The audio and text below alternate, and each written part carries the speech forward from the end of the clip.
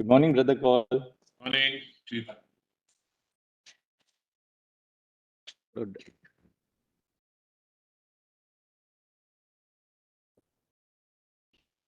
Apropos, my lord, yes, last hearings, my lord, conclusion, my lord, where the issue was some genuine human concerns. And, my lord, the discussion was that something can be done administratively. Lord, I have taken instructions, my lord, Yes. and government is positive, my lord. What we have decided is, my lord, of course, subject to your lordship's approval, my lord, this would need coordination between more than one ministries, my lord. So therefore, a committee headed by no less than the cabinet secretary will be constituted. My friends can give me the suggestions or the problems which they are facing, which, my lord, the committee will go into and will try and see that so long as possible, so far as legally permissible, Lord, they are addressed. So what we can do, since we are still in the midst of the arguments, after your side is concluded, and when they come up in rejoinder, or even before that, They can give me request- today also, right? We can. They have the weekend because after today, then we go on to Tuesday, my lord. Tuesday. So in the meantime, they can give to the solicitor, and the learned attorney, a set of ideas or suggestions which you have, and this is without prejudice to your rights in the rejoinder. Please don't feel it other way that we are. It won't be used as pleadings or anything, my lord. It would, therefore, I say give it to me. He has a little time. They have a little time to apply their mind, and then take a call on that. So that's one thing which we can possibly therefore.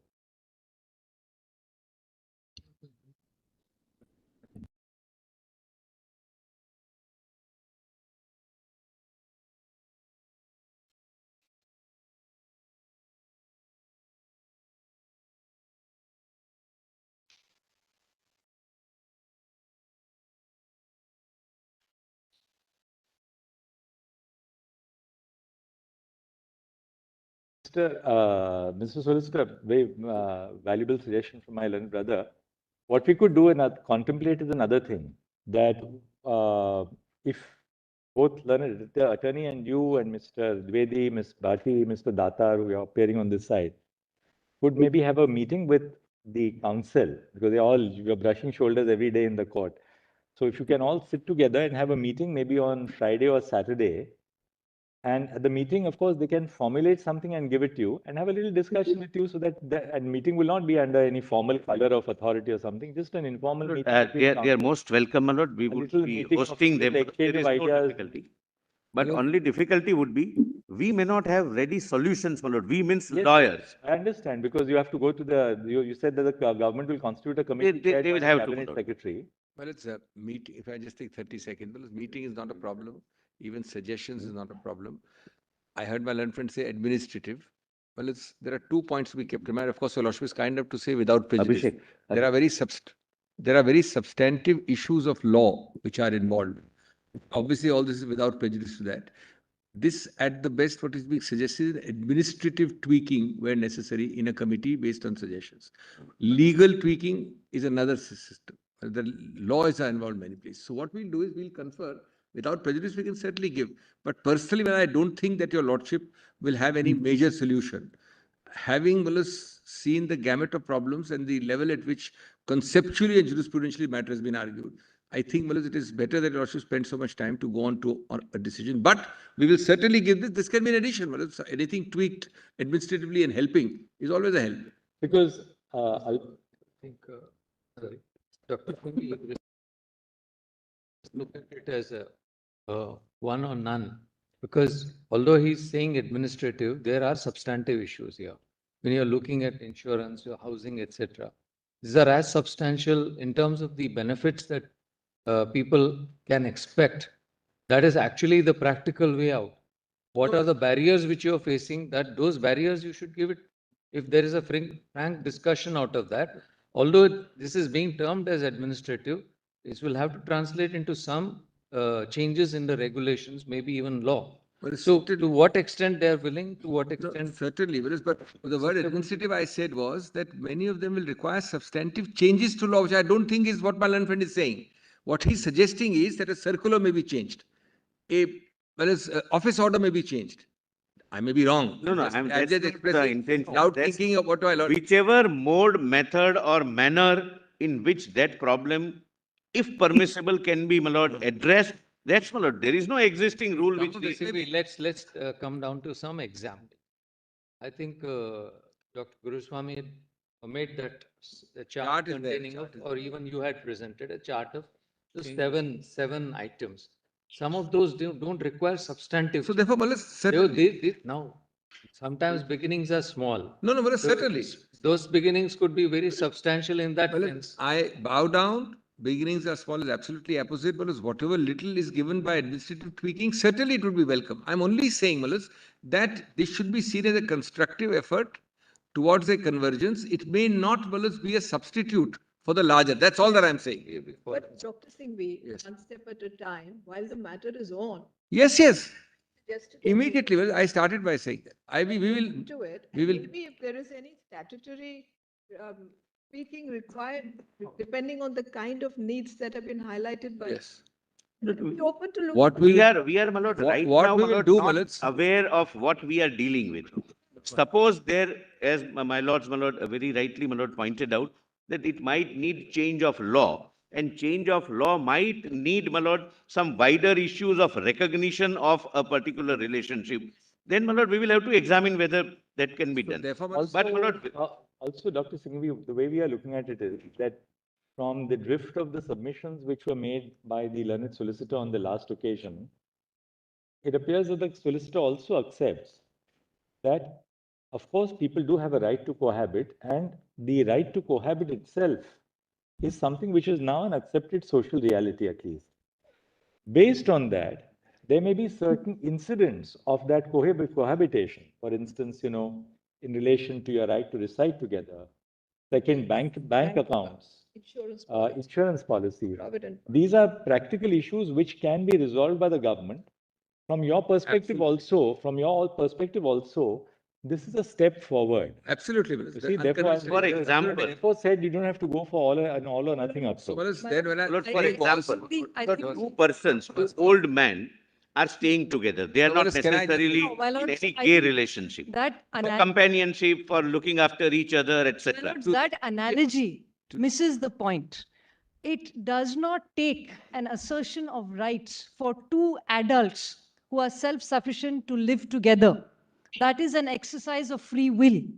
Rights is a proactive, positive enactment that the law recognizes. There is a distinction here. So an old man being taken care of by a caregiver misses the point. No, but that's No, not when- caregiver. Two we are people, not three exactly people all. staying Let me just together, give they an want to example. share their bank accounts, their We insurance. are not, we are talking See, whether specifically of same-sex it's a relationships. caregiver taking care of a person under his care, or a relationship where you're claiming these rights. Practical effect would be that the You're caregiver, cohabiting. yeah, let's say the person who is the one who is being cared, he is neglected by his sons, he is neglected by his children or other relatives. He does not want to give it to them. Now, short of creating a will, in case he dies intestate, if he has a nomination, he cannot nominate this. See, today, Be a part of, say, medical insurance. He wants to be bow a down part this, of medical insurance. But may I just say this, for something as simple as pension, provident fund, gratuity, benefits, that accrues only in a marriage. It does not accrue to the caregiver. What accrues to the That caregiver, accrues in a even in marriage, other but Dr. systems? Guruswamy, that's the that reason why accrues- one is putting forward this idea. Exactly. Yes, my lord. And that accrues in a marriage because of the nature of our rules. Correct. Well, it's If very you have to, sensible. therefore, that's something exactly which the government has to consider. Well, And that's nice why one we thing. thought. Suppose that there should be- hypothetically, I do not know, my lord, what will be we the will do implication. one- My lord, suppose the government says that nomination in case of provident fund would be a family member or anyone else which the retiring person chooses to.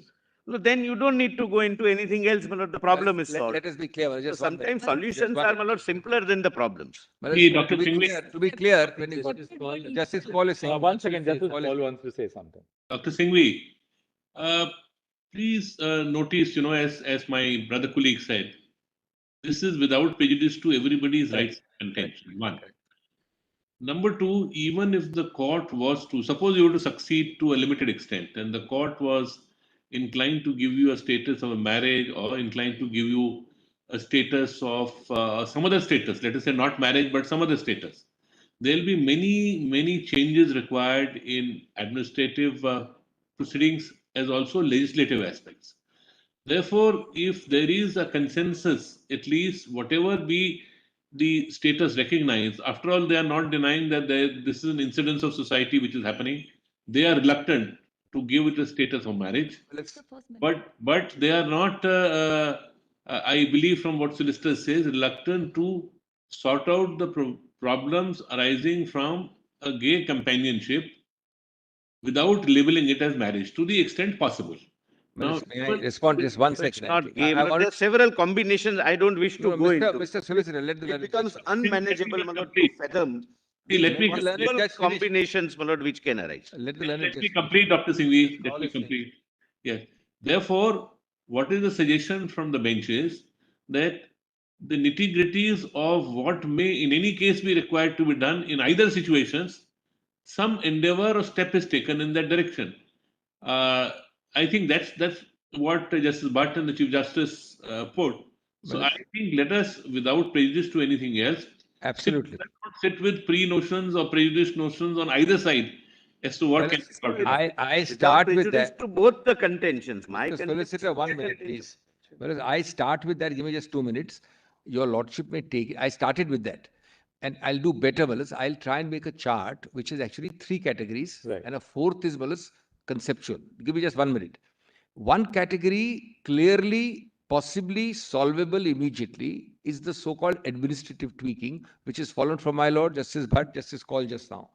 Surely what you can get by easy tweaking, there is no question of looking a gift horse in the mouth for no reason at all, just because we are on some principle.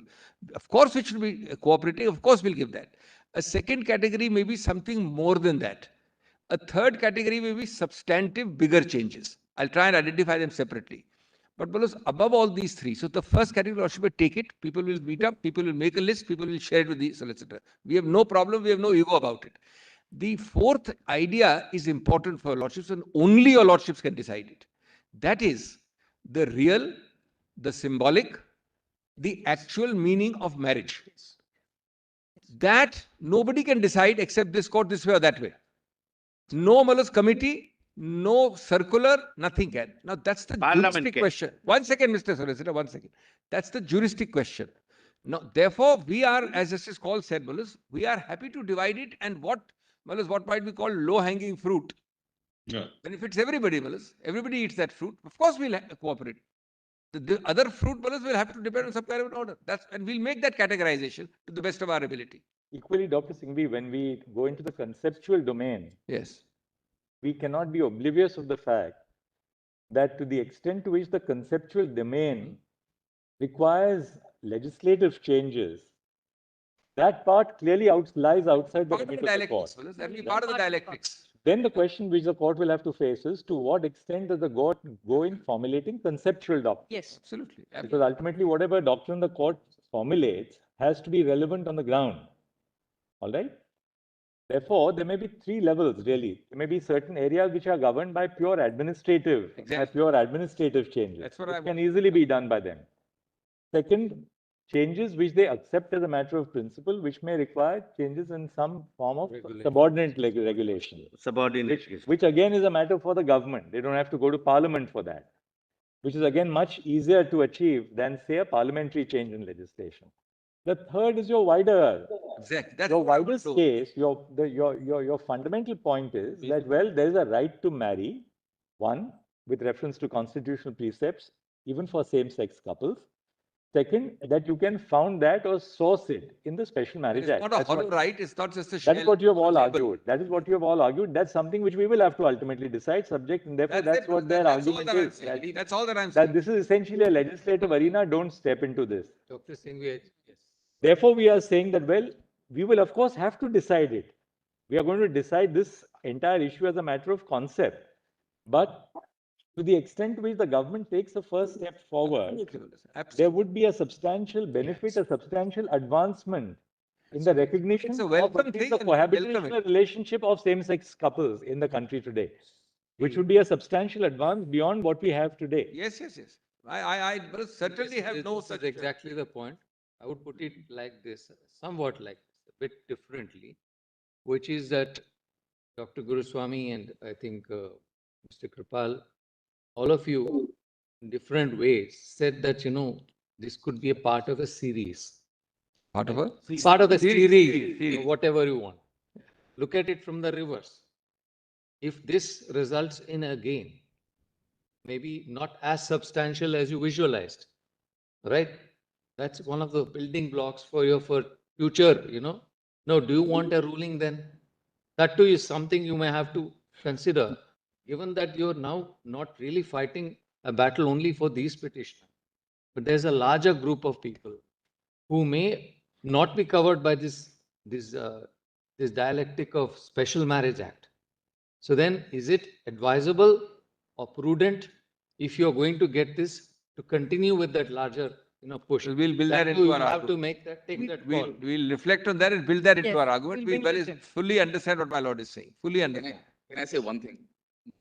Only one request I would But make. people who are not in that part of the dialectic. Because we've all gone and spoken on in seminars, and there are people who believe in the absence of heteronormative institution of marriage.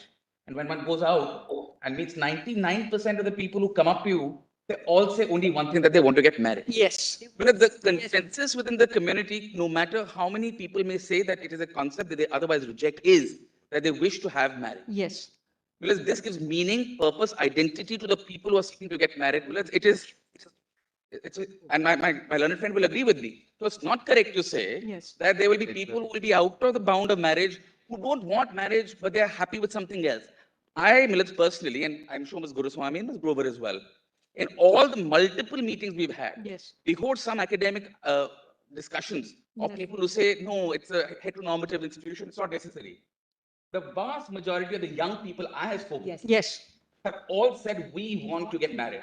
The parents of those young people have said, we want to get married. Because we say we want to get married. Why should we be second-class citizens? Because there was a time we were criminals, then we became third-class citizens. Now they're saying be second-class citizens, then be content. That is not what the Constitution promises. Yes. So that's the third category. Well, I am not belittling your lordship's first or possibly second category. Please don't misunderstand that. All of us here, but we are all imploring your lordships to recognize a third category, incapable of partial minimal resolution by the Solicitor General. Just Incapable. But the first or the second, yes, we'll fully cooperate. And one exercise we've also undertaken. My lord, And we'll just- keep but I that, just- but Yes. that point in mind, that whether we can give up something, not give up that part, I And understand. ultimately, No, in the sense, Balus, that it can be tailored. No, for us tailored. My lord, Can I but suggest also, just, we amongst ourselves, all the petitioners are sitting down and we are trying to make some kind of a draft of what is it that we can hope to achieve. So there's a consensus in ourselves. We understand we can't get everything. Because we will put forward some idea of what is it that we hope that this court can give that's us. exactly why we thought that some Well, sort of that is meeting of That's minds, our some exchange concept. of ideas between all of you would be helpful. Consensus is amongst us already that at least Section 4 recognition of marriage has to be given. What rights follow from that, when, how, those modalities. Yes. So that is legislative. No, therefore, my lord, I would request. May I just say this, my Lord Justice Bhatt? When I speak at different events around this country, I make it a point to speak in small towns India. And I make it a point, and young people in our country want marriage. I don't say this as an elite lawyer. I say this having met these young people. Do not let them experience what we have experienced. Every study indicates that in countries where there is marriage Conclude on the marriage. Dr. Guruswamy, there's a problem with this line of argument. No. I'll tell you why. We understand the feelings out of which this argument comes. But at the constitutional problem, at the constitutional level, there's a serious problem. If we go by what young people feel as a constitutional court, then we would be subject to volumes and tomes of data on what other people feel. Now, therefore, the great salutary safeguard of constitutional adjudication is that the court has to go by what the Constitution mandates. Correct. And therefore, we don't go by Yes. either popular morality or a segmental morality. We decide what the Constitution says. But this is Because the moment you say that this is what young people feel, I'm sure there'll be people on the other side who are willing to throw tomes of material at us about what the country feels. Lords, my only, Let's not get into it at all. my lords, this Therefore, what we were suggesting was this. We get your point that you seek a right to marry. You're also conscious of the fact that a mere declaration of a right to marry is not adequate in itself unless it is implemented by a statutory provision which recognizes, regulates, confers entitlements on those who are married. Therefore, you are conscious of the fact that the implementation of the right, the achievement of progress on the ground depends on whether there is a statutory framework for implementing that right. And therefore, you say located in section 4. We'll consider that argument. But as we said, suppose we were to come to the conclusion that this argument is not as simple as it appears to be, that there are too many interlinkages with other statutes, including personal law, which we would be treading upon, and perhaps which would lie outside the domain of judicial review. Then what? Then our concern is that, look, everything has to be something which you achieve in incremental steps. This is a social institution. That social institution is also evolving over a period of time. But the court can ensure by acting as a facilitator that real progress is achieved today in terms of a wider societal acceptance of the right to cohabit together. Whether we go as far as to recognize the right to marry for couples who are not heterosexual couples is a separate matter. We'll be dealing with that. We are not shutting the argument to you. That's why we are hearing this side. But even assuming that we don't, we do, that's the end of the matter. But if we don't want you to be in a situation or the movement to be in a situation where there's nothing else then available in hand, that this matter then goes. That's not the way we are couching this, this dialogue. See, if you've seen the history, and in this side, you're all acutely aware of the history, you know better. You've seen the ups and downs of that for the last half century and where it went to, what kind of legislation came, not positive, mostly negative, and how finally you got the judgment that the US Supreme Court gave. Now, you are circumventing all that. Of course, there is a lot of, let's say, feeling in this, a lot of felt, experiences in those. Nobody is discounting that. But if you do gain something out of this, that's a big positive.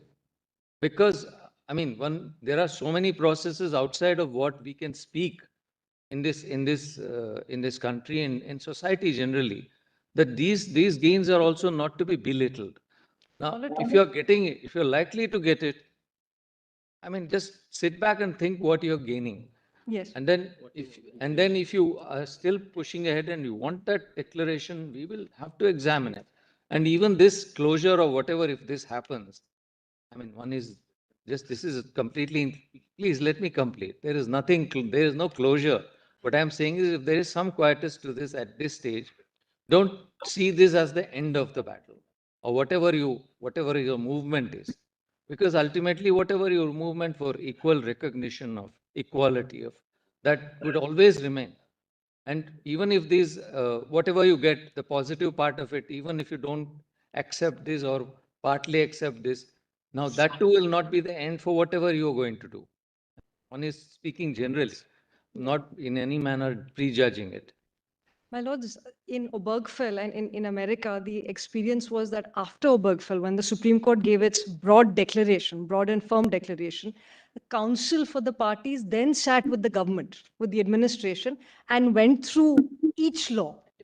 And each department sat with them and they went through each law. I'm told it's 710 laws or something, and then sat down line by line and sorted out post the declaration in Obergefell. But that was a different kind of, let's say, working out, because they had to work out what was unconstitutional. Oh, we are literally putting the alphabet together. Yes. That much harder. But my lord, And even my lord, And not there only- are good not only reasons in mere the laws, minority there were views also. constitutions. There were constitutions which had to be invalidated. but my lords, the only thing I will say In is that fact, we as in a my lord, jurisdiction, this we- judgment my learned friend is relying upon, we as a there were jurisdiction, restrictive constitutional- statutes which came before the Supreme Court. but we as Some a states had jurisdiction- Now, jurisdiction. Mr. Solicitor, coming My back lord- to your submission, Yes, let's get right. on with that. Yes, In that's another right. 10 minutes, we'll put We have We'll a put, rejoinder. we'll put the on- next yes, batsman we'll in, deal and with I believe the Yeah, next my lord, batsman will be only, learned lord, batsman only will learn. one request, my lord, to the other side. While giving the suggestions, Lord, I would request them not to give jurisprudential ideas, etc. No, no, not at all. Only- That's for us. Of course not. Only Second and third factual category. problems Obviously. which can be addressed by the Jurisprudential is on this administrative side, magistrate. but not that side. There's no delegation of the judicial power of the court. Yeah, yes. That's all. Jurisprudential No, will be there decided. can never be, there can never be. A lot of shoulders are the strongest. But it may not happen, my lord, that the committee doesn't understand what the issue is. Let it be as simple as possible. That's all. Dr. Mr. Solicitor, make it very we've specific. now heard your submissions. We are now almost at the wrap-up point of your submissions. The jurisprudence which we have considered, and your line of submissions, I think there is an area which, even according to your submissions, then that the court can go into, namely to recognize that same-sex couples would have a right to cohabit together and cohabit together in a normal, peaceable environment in our country without any form of discrimination, either societal or otherwise.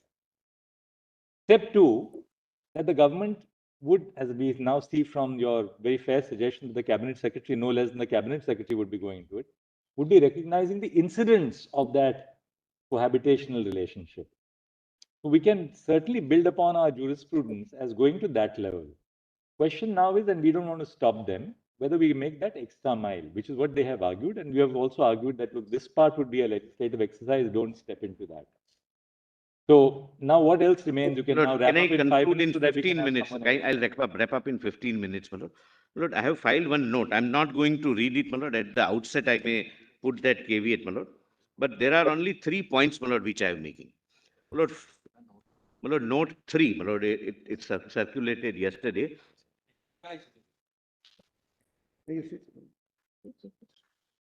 History note 3? Note 3, my lord. You sitting when I was arguing.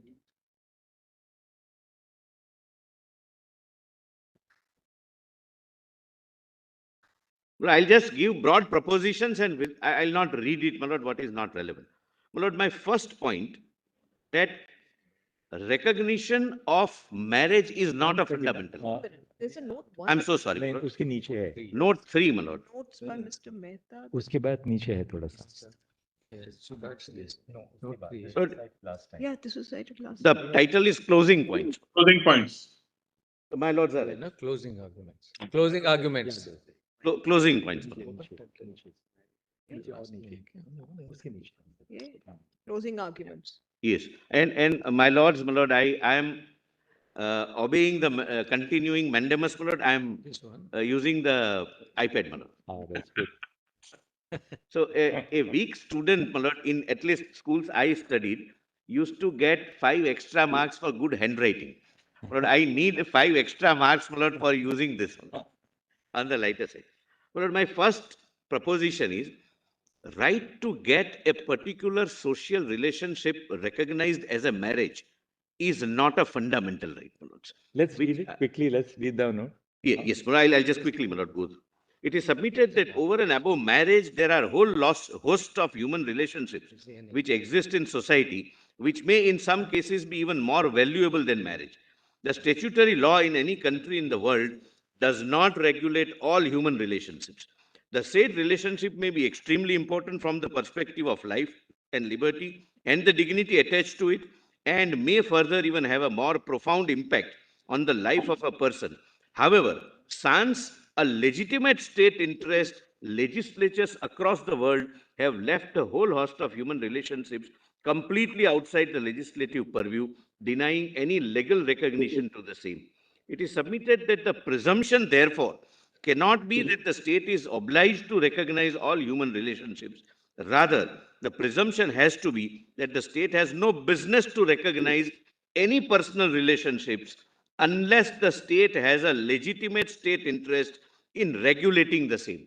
Even for heterosexual couples, it's their intimate relationship state had no business to regulate or recognize. Why the recognition came? Marriages used to take place even prior to 1956 because the court felt that we will have to regulate. You cannot be at free will marry at any stage, any time, at any age. You cannot marry as many times as you want. You cannot just say bye-bye and leave the relationship. You can part with your spouse only on certain grounds. When you are in a relationship, the children might be there. Who will take care of the children? So the question of custody needs regulation. Who will pay the alimony to whom? So alimony provisions came. So state should step in only when the state feels that it is in legitimate state interest to regulate a relationship, and therefore recognition is only a consequence of that decision. Lord, hypothetically, Lord, para 3, it would be possible for a new religion, Lord, suppose new religion comes, to provide for a new form of marriage and new ceremonies for the same within the heterosexual fold. Lord, marriage, Special Marriage Act or Hindu Marriage Act doesn't provide for any particular mode of marriage. Except, Lord, in case of Hindu Marriage Act, it is that Saptapadi, etc. But suppose, Lord, someone just garlands each other in a temple. Yeah, it's a valid marriage. Lord, would a new law providing for a new mechanism be under an obligation? New religion providing for a new mechanism of marriage be under an obligation that would be having a right that the legislature must accept that kind of a marriage as well? The answer would be no. Lord, thereafter, my Lord,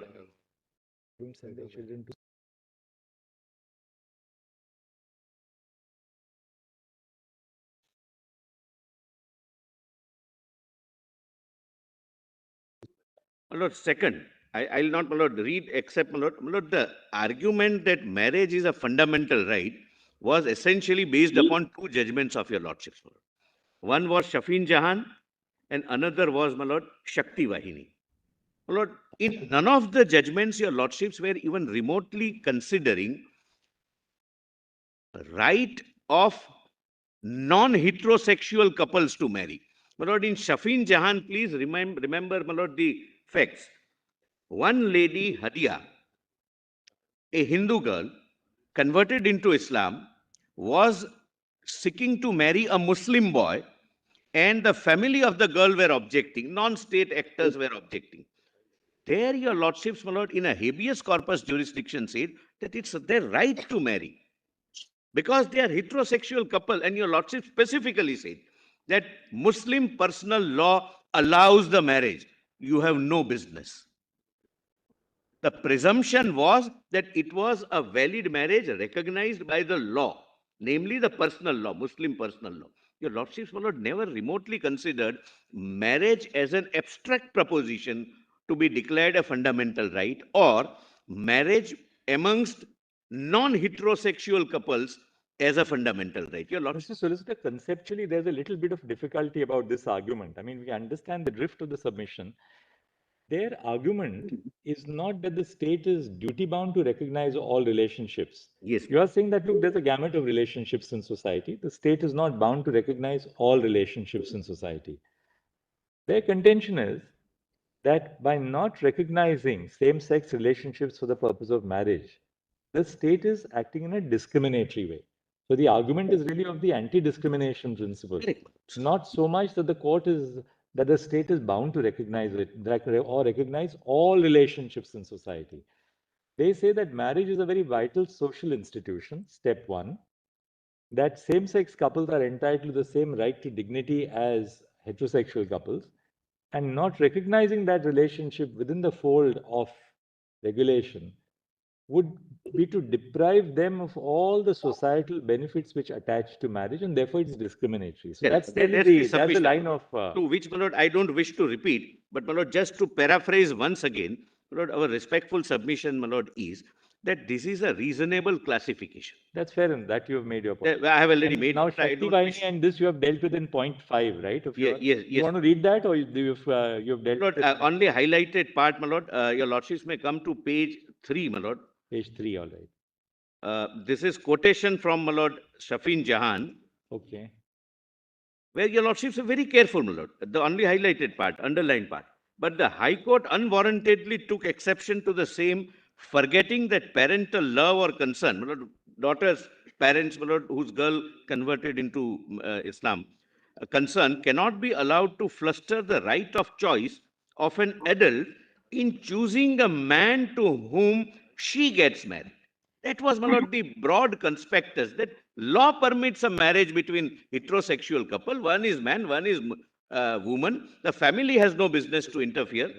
Then, my lord, in Shakti Vahini was a different case. That was a Khap Panchayat case. Khap Panchayat, my lord, completely non-state actors, either by making regulations which they were not permitted to make, or by honor killing and other, my lord, extrajudicial unlawful means they were preventing. And, my lord, at page can go 4, to if your lord... point number 8 of your submission, where you have summarized what you're now saying. Yes, my lord. Therefore, it is submitted. Yes, my lord.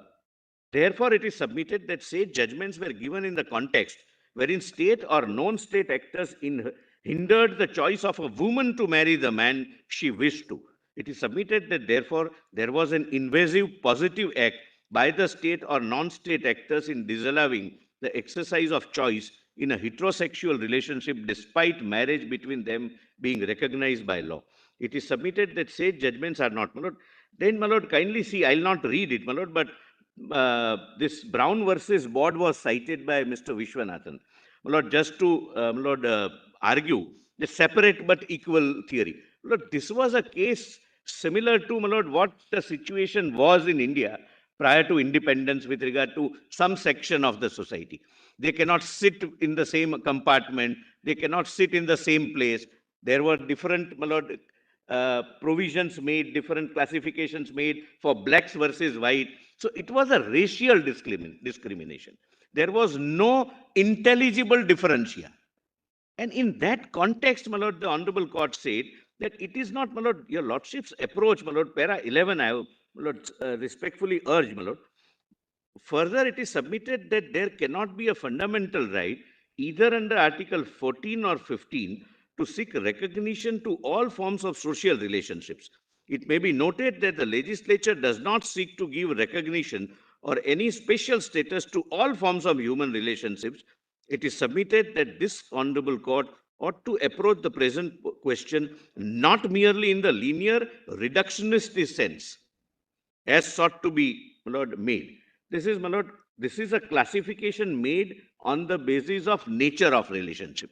There is a reasonable nexus with the object. Object is the family, family as a unit, family having all incidents of the family, and continuation of the human race.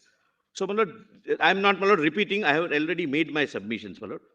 My lord, Citizenship Act and Foreigners Act, my lord, was thereafter not pressed. But, my lord, for completeness, my lord, at page 6, I have, my lord, put my submissions. I don't wish to repeat because they also very fairly did not press much upon it, my lords.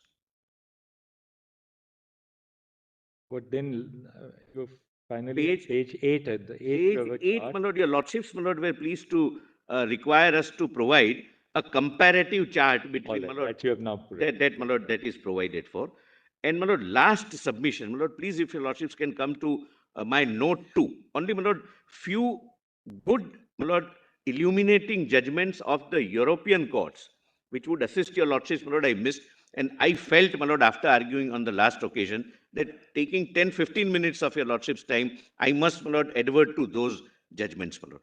My lord, if your lordships have my second note on fundamental rights, my lord, at page PDF 76. 76.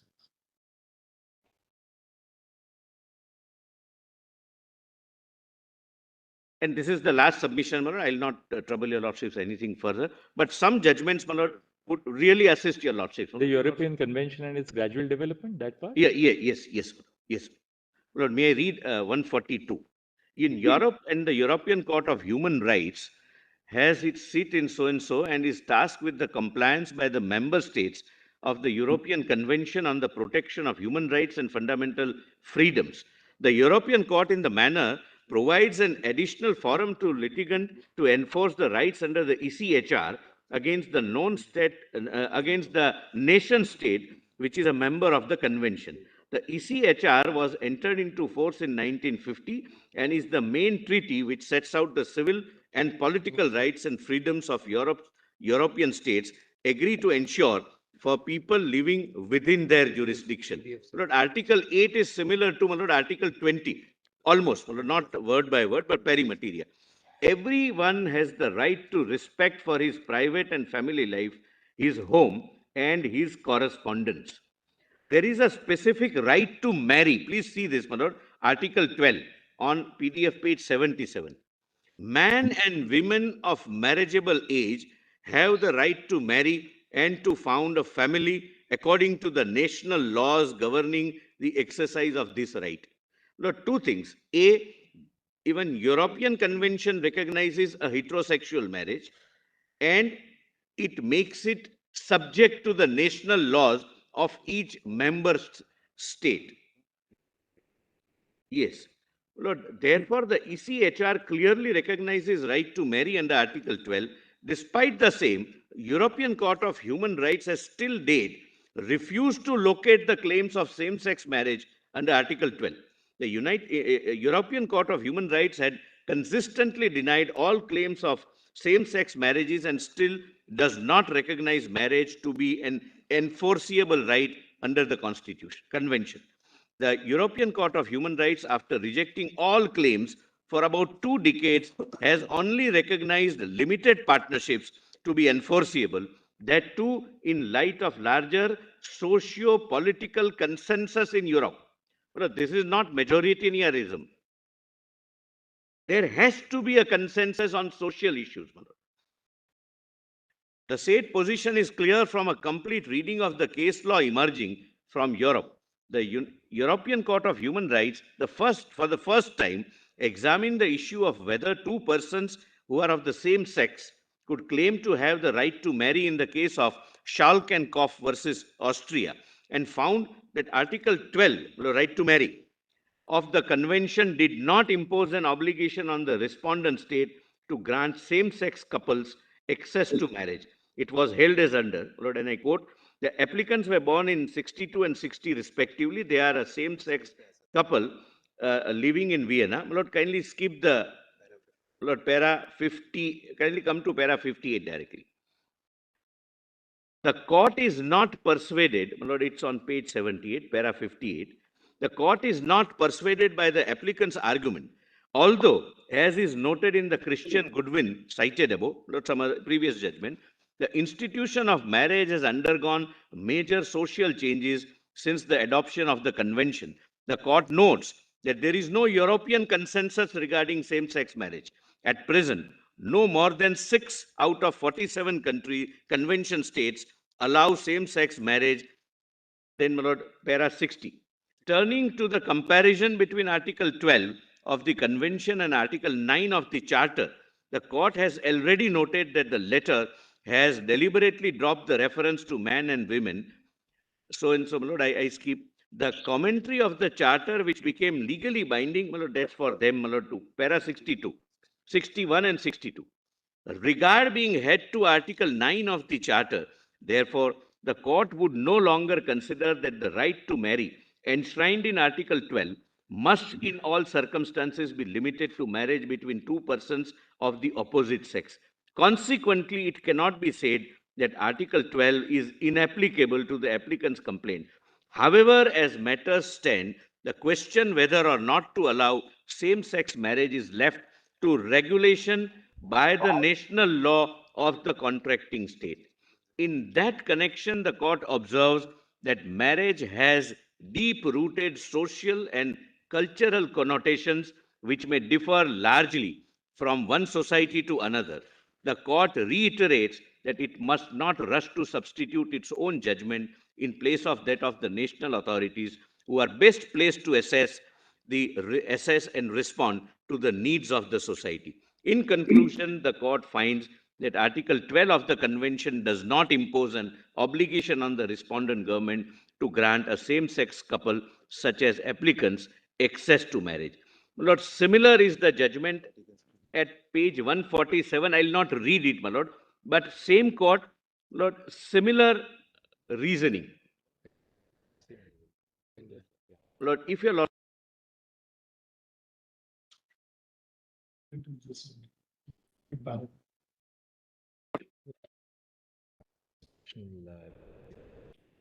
is later.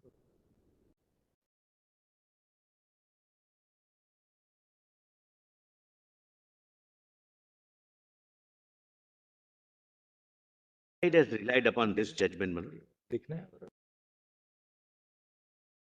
Sir, Solicitor, we've seen it. Your lordships have seen other judgments, but only one thing. Last, my lord, one page, para 148, my lord, that Oliari judgment which was relied Yes. upon. My lord, there the court, my lord, this was not read before your lordship, therefore it's my duty. The court records that in this country there is a larger consensus. Whether your lordships would adopt that, my lord, doctrine or not. After that, there was a law after that. Exactly, my lord. Therefore, it Actually, was there was a law, but they did not say marriage. They said same, I think it's a civil. partnership. They said partnership. So, my lord, I am not reading, my lord, but I have collated all judgments on the point, my lord, and placed for your lordship's consideration. Lord, I'm immensely Thank grateful, my lord. Thank you, Lord, Mr. the Solicitor. learned attorney, my lord, would like to assist your lordship. Yes, Mr. Attorney General.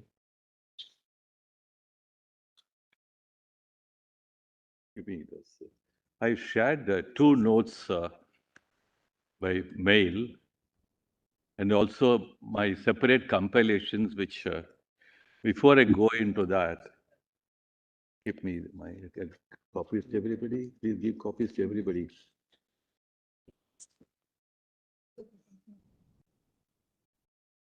There's some broad reflections on a matter of such importance and magnitude. Lord, I was required to convey, my lord, I forgot to convey at the outset. I received a phone from Mr. Sybil in the morning. Lord, today is little under the weather, my lord. So his absence may kindly be, my lord, dispensed with. His presence may be dispensed with, my lord. Kindly pardon his absence, my lord. I'm obliged. Because I must say that I was greatly enriched by the submissions made on the petitioner side. I personally conveyed my appreciation of some of the deep insights which I received on a subject like this. And it will be, well, at one level, the court is engaged in a nobler task, we put it like that. For a different level, it is a matter where mere court engagement or engagement of counsel, howsoever enlightened we are on the subject and howsoever deeply committed to it, objective, neutral, and all that notwithstanding, the subject calls for if I put it like that, one, if you want looking at practical outcomes, an incremental approach. And if you have to go deep into certain fundamental constitutional questions, then ultimately one will find that you will not be able to answer them. Say, yes, this is the final answer.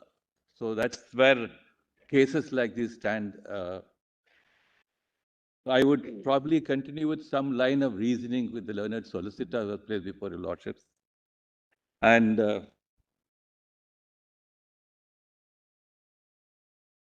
well, you look at the larger picture about how does the court take a stand on matters like this? On the one hand, we will have references from various constitutional court decisions from across the globe on certain principles of interpretation, which we seem to be on the evolving side of promoting human rights and fundamental rights and so on and so forth. Guidance has been repeatedly sought about. But if you look at the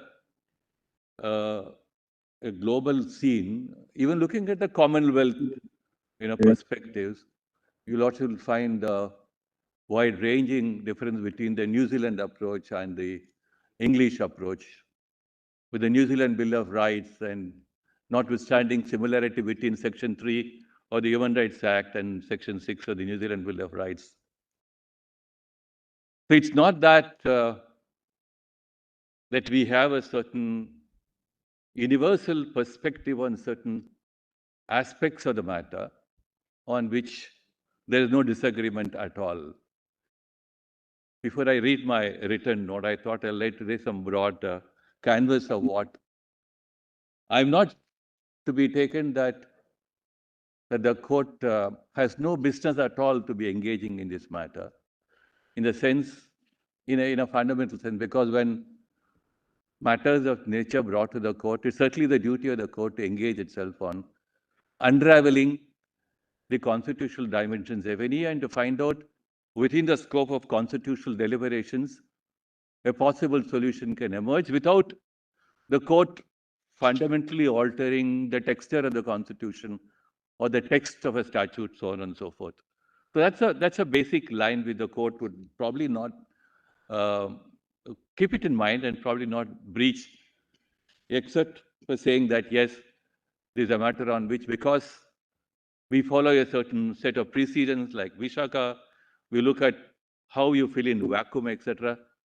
So all that will be essentially materials and resource for the court to take a holistic view of the matter. So if the court were to ultimately say, take suggestions fell today morning regarding whether the government cannot respond to a certain set of suggestions, which may probably address some immediate concerns, so one can certainly look at them. But what the executive can do within the possible legislative frameworks available today or going out of the existing legislative frameworks, and what the parliament can do, the lines must be very clearly drawn.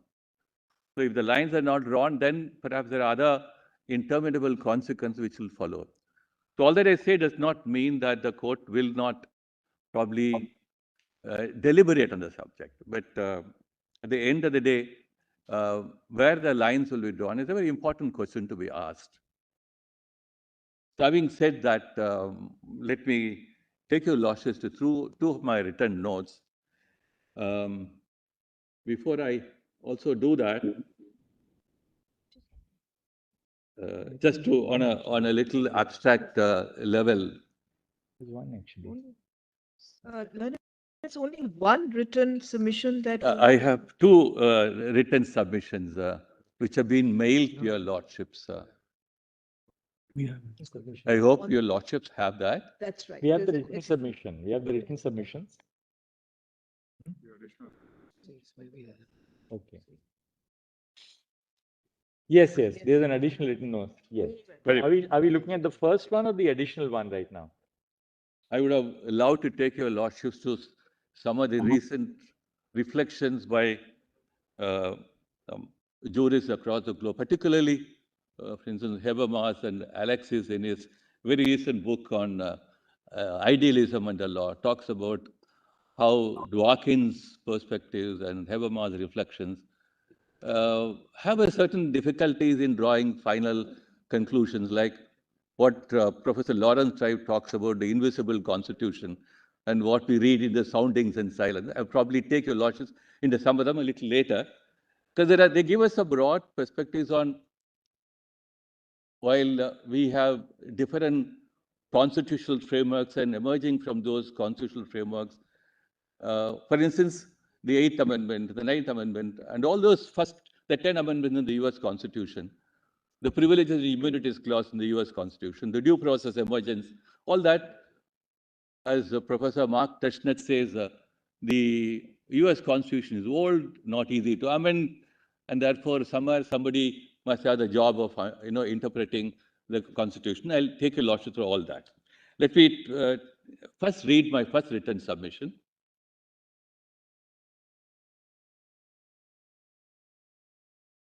May read that? Yes.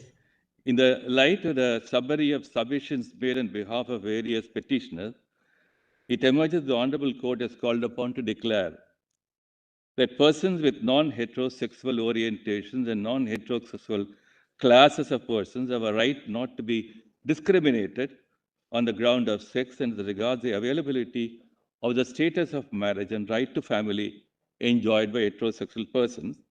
We, by reason of the enunciation of law performed with the Honorable Court in so and so, the above said classes of persons have a right to dignity, identity, privacy, the autonomy of choice, and thus the right to enter into relations of family, the right not to be treated differently. Lord Justice Narasimha doesn't have that? I'll drop it to you. It's called Written It's called submissions. written submissions on behalf of By the Attorney AG. General for India. I have a hard copy. I thought. We are a little allergic to hard copies. That's not the idea. It was sent. Yes, yes. we can- Yes, yes. Doing it. When did it send? This was sent about 3 days ago.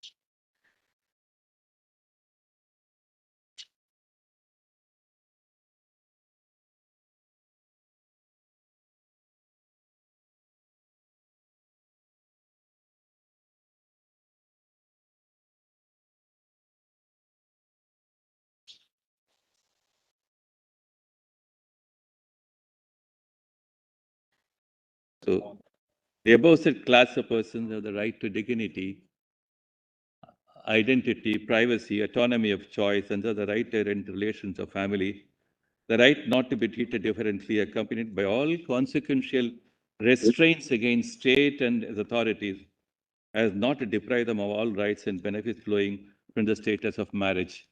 And consequently, a statutory impediment to the realization of the above status enacted in Section 4 of the Special Marriage Act be declared to be either unconstitutional or to be so read as secured to them without any qualification. The same status of marriage is available to heterosexuals. Before I read further, a little digression. The other day, you was referring to the 242 Law Commission report Yes. about Where you were a freedom member, from- that's right. attorney. Even in that report, where I was a member in the commission, and I happened to write the concept note for that report.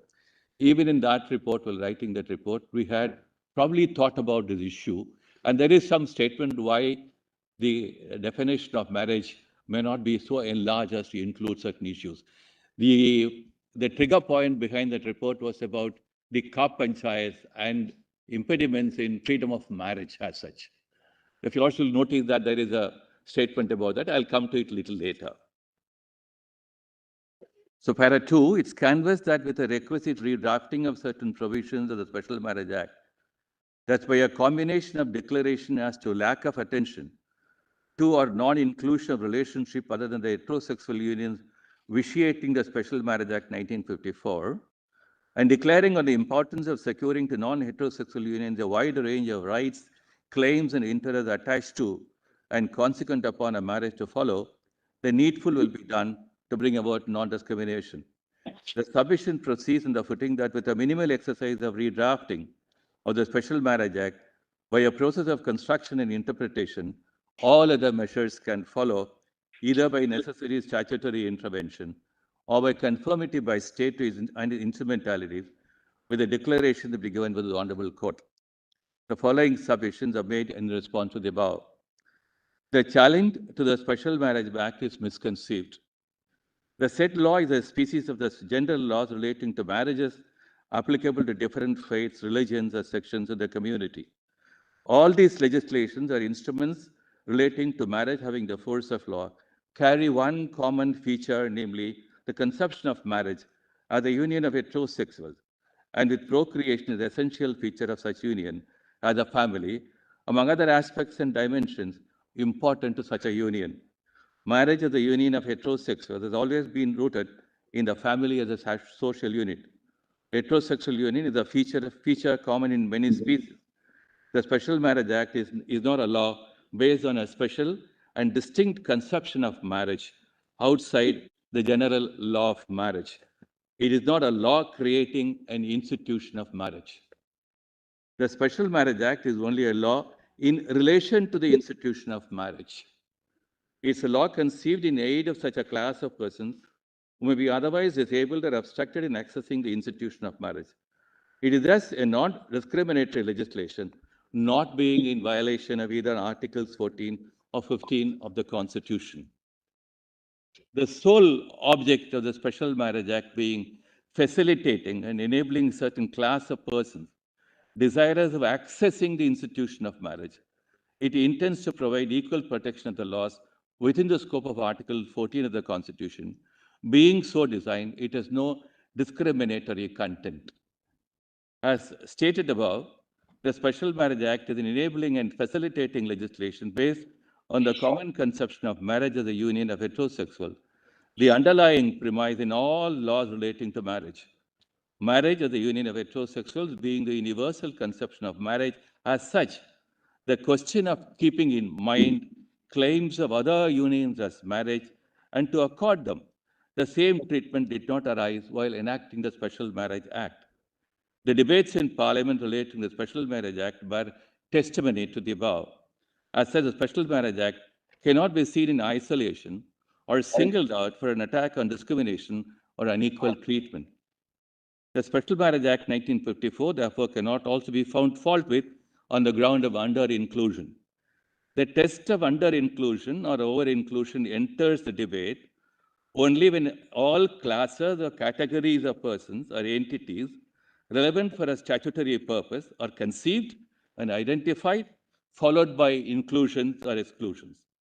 The conception of marriage premise on a heterosexual union, coupled with procreation as an essential feature, stands as an exclusive conception. At the time Special Marriage Act was debated and conceived, an alternate conception of marriage of union of persons other than heterosexual union did not enter the picture, not because of design, or because of intent. It cannot therefore be stated the omission of considering or not treating the union of non-heterosexual persons on par with the heterosexual union in the Special Marriage Act is an omission to be constitutionally faulted and an omission amounting to discrimination. There was thus no under-inclusion, as if an alternate conception of marriage was perceivable but disregarded. From saying that the conception of marriage must now receive expansive connotations to accommodate all unions of persons as a family without reference to or conditioned by sexual orientations or factors, it does not follow that the prevalent conception of marriage as the union of heterosexuals was always narrow and weak. The question of updating a law can arise when the law in due course fails to realize its avowed purpose, not when an alien purpose is sought to be brought into the scope of the law. Based on the conception of marriage, common to all domestic laws and instruments of law relating to marriage, the Special Marriage Act has enacted a special scheme of provisions, particularly sections 19 to 21 of the Act, that the provisions of the Act have an intrinsic internal cohesion and no part of it can be severed. Similarly, by reason of law being premised on the union of heterosexual couples, all corresponding provisions relating to marriage, divorce and separation, etc., have also been enacted. It is submitted that the Special Marriage Act is not an impediment in the way of the absence of social recognition and the acknowledgement of a non-heterosexual union. The question is not one of the relevance and importance of social and legal recognition of the autonomy and choice of persons to live in chosen relationships triggered by their sexual orientation or sexual features. The question, however, is whether engagement of the court on the project of securing social and legal sanction for such choice and relationship has to come only by recourse to discourse on Special Marriage Act or to be confined only to that. The question of altering the text of the statute by any process of interpretation can arise when, in the absence of such an alteration, the stated purpose of the law may not be effectively realized. In other circumstances, such an alteration or supplying meaning to the text may arise when the statute is thought to be read on as to save the law from being invalid. On the statements about the Special Marriage Act made above, it is submitted the law is not expressly or otherwise unconstitutional. A law not being unconstitutional, the question of reading down or reading in may not arise. The importance and desirability of securing to all non-heterosexual persons social recognition and enjoyment of rights and responsibilities, whether available to persons in marriages sanctioned now by law, while deserving of great attention, such a project of securing equality of status and treatment may not be best achieved by the judicial act of erasing out the fundamental features attached to the conception of marriage under the Special Marriage Act, nor it can be realized by the mere substitution of a few words and phrases in the Special Marriage Act 1954. Such an exercise, howsoever desirable, and without further full-length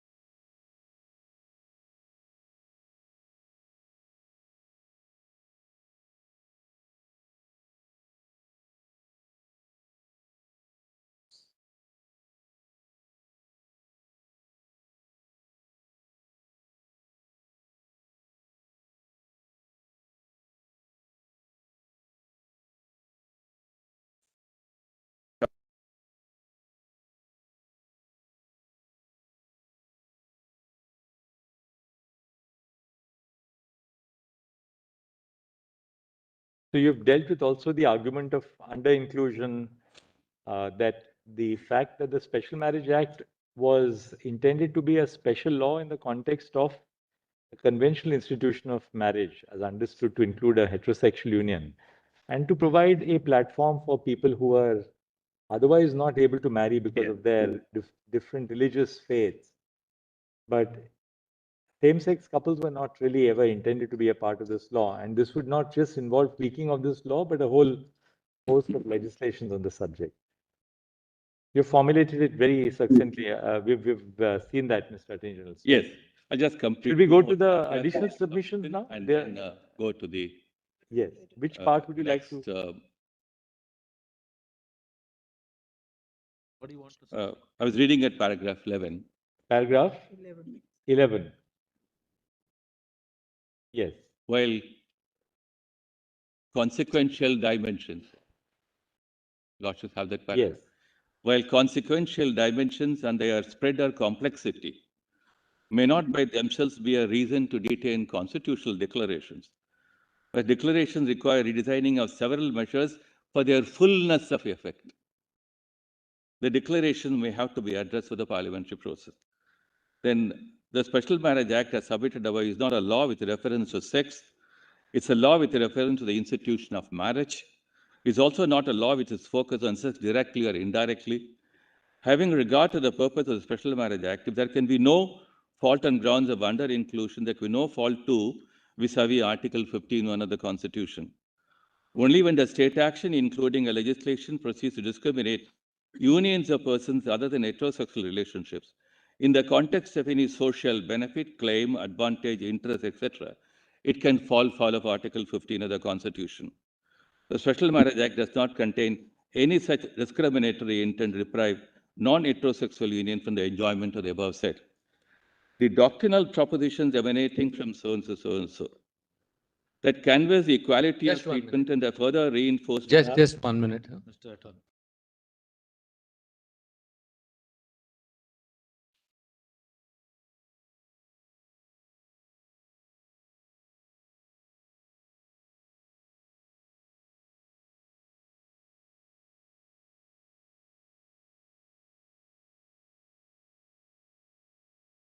Yes, Mr. Attorney General. Before I read further, Lordship may request take my second note.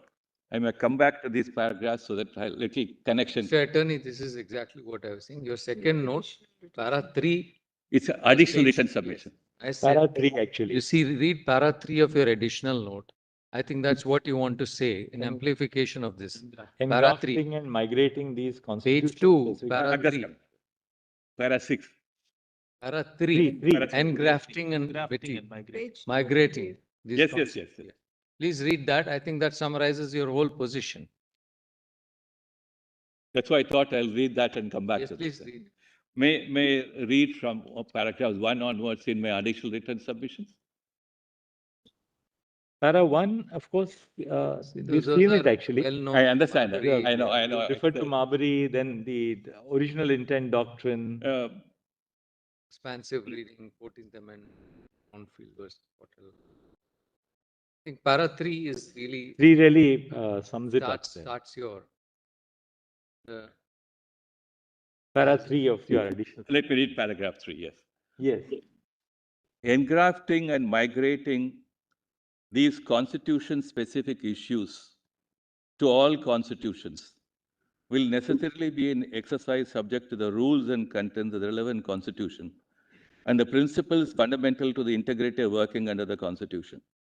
This means the balancing of social and political processes ordered through representative democracy and the interpretative task, with any tilting becoming a matter of disproportionate acquisition of authority. The basic structure doctrine is also a proportionality doctrine, while its features are inviolable. Making of any constitutional declarations will bear this in mind, and particularly when courts are themselves called upon to convert declarations into working norms. That's a very important aspect of what a court is called upon to do in matters like this. It's not a Vishaka simplistic statement. So let me come back to my other written submission before I would like to read a few parts of my additional written submissions. I was reading. Mr. Attorney, if you could read para 7 again, because then we can leave this note and then come back. Yes. Para 7, maybe if you can. The idea of retrieval of a meaning. In your additional note? First note. Yes.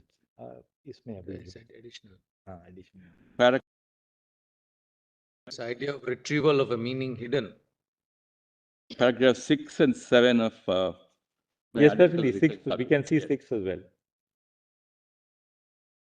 The course adopted in Vishaka was the state of Rajasthan cannot be replicated here, both for doctrinal and practical reasons. No vacuum can be attributed to the Special Marriage Act. Absence of references to all possible unions of persons as marriage cannot be construed as a legal or a constitutional omission. The idea of retrieval of a meaning hidden in the text of a statute, discovered by a process of interpretation, though debatable, that idea comes from an interesting article by Joseph Raz. And retrieving, you're not retrieving something when it is not.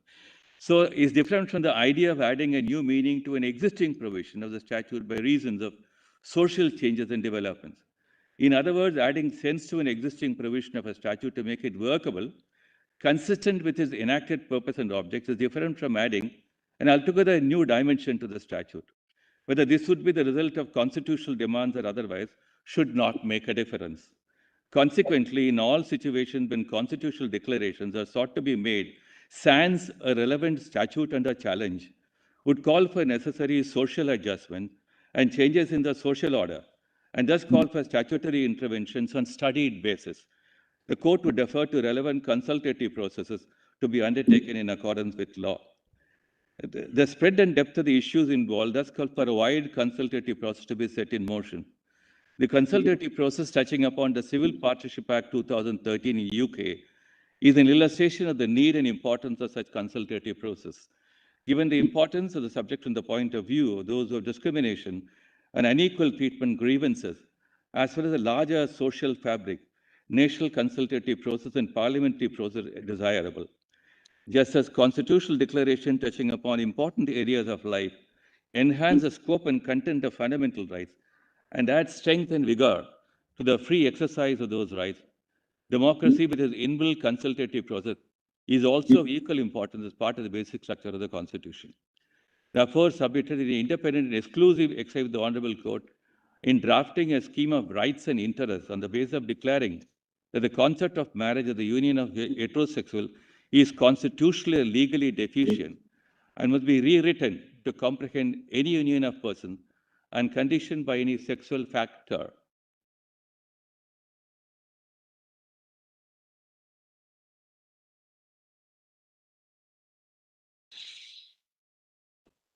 Orientations would be anathema to the separation of powers and thus in breach of the basic structure of the Constitution.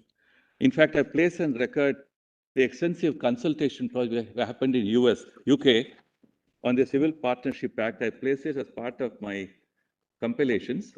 Compilation number 1, I think. Compilation number 2.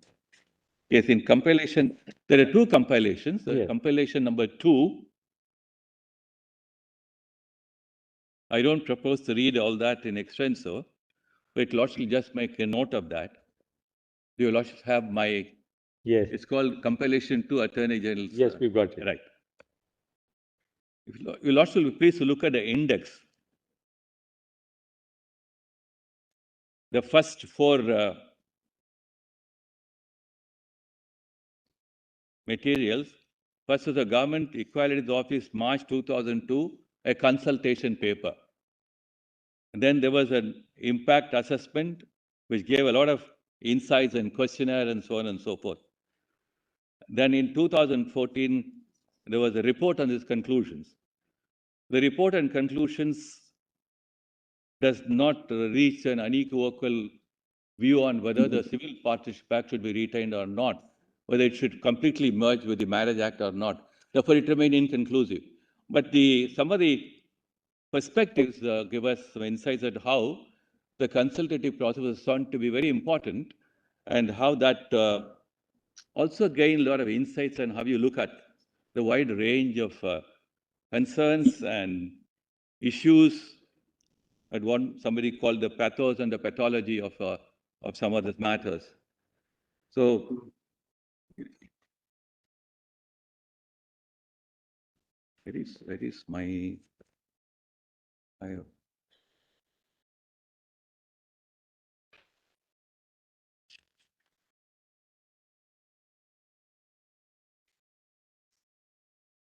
if you also will kindly turn to page 107.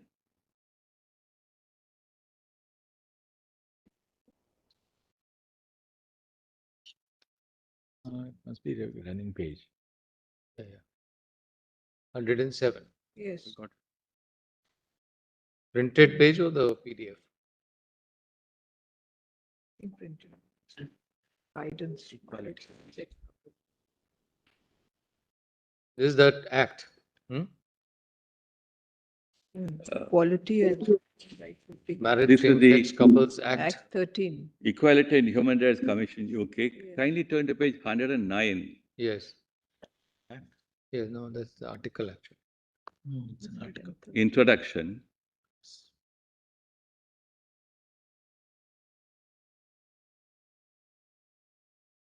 The Marriage So-and-so Act extends to marriage to same-sex couples in England and Wales. Guide explains the changes introduced by the Act and how it relates to equality in human rights law. It complements our accompanying guidance on the workspace, so-and-so, so-and-so. Then second paragraph, rights under equality law protect against unlawful discrimination and harassment based on various protected characteristics, including marriage and civil partnership, religion or belief, sexual orientation, gender reassignment. Human rights also provides protection against discrimination, enjoyment of certain rights, and protect the rights of freedom of thought, conscience, so and so. Then key points.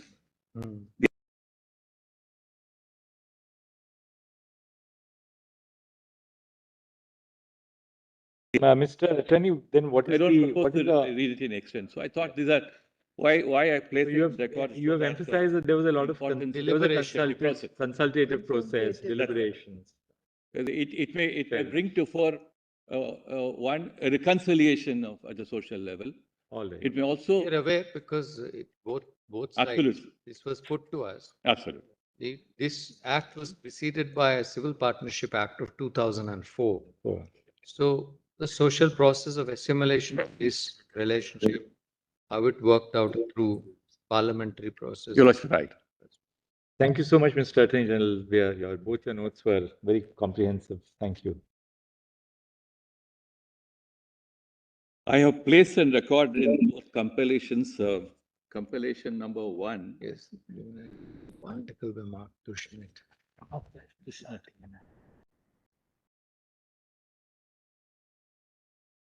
It'll probably absorb a lot of your lordship's time if one has to go in great depth in many of these.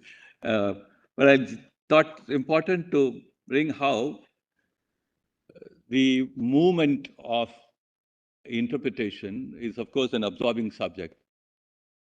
Interpretation of statutes and interpretation of constitution. Somewhere some lines merge, somewhere some lines deviate. So particularly, for instance, if you look at compilation number 1,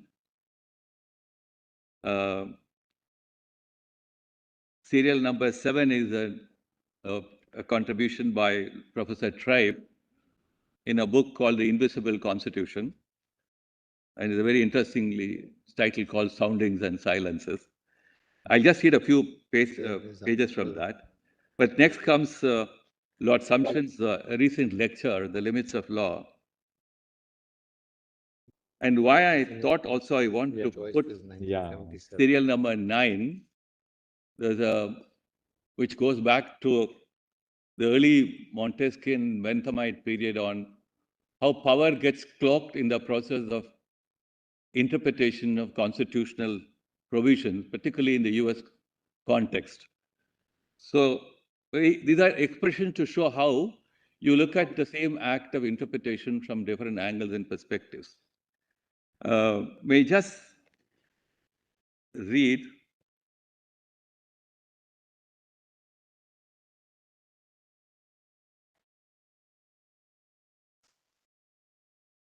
by way of a contrast. I've also placed a record at page 146 of this compilation. He's quoted the tribe quotes.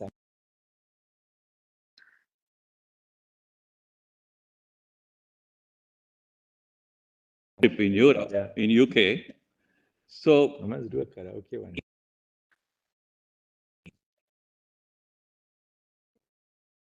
Yes. I'm not, by placing this, I'm not taking a stand either way. I'm trying to look at how the law looks at it and how perspectives vary in a wide range of the spectrum, one end of the spectrum to the other end of the spectrum. So this article I thought to place in record where the author not only looks at the fundamental misconceptions and then all those which go to reluctance to acknowledge the emerging institutions of marriage. Particularly, it also looks at, I lost to draw attention to pages 161 to 163, where the author looks at guidance and marriage, home, spouse, etc., and how you need to look at them very differently. But thereafter,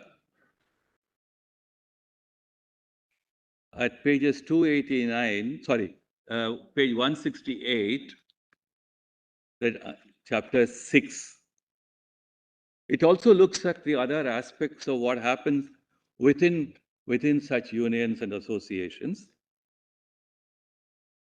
So you look at a kinship, a family, and look at it either way, the wide range of factors which may enter into the working of these unions and relationships is thought to be presented from a very holistic perspective.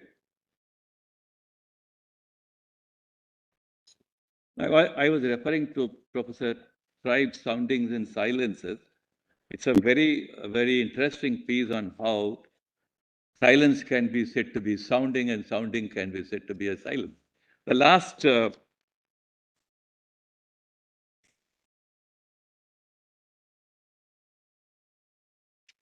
is that?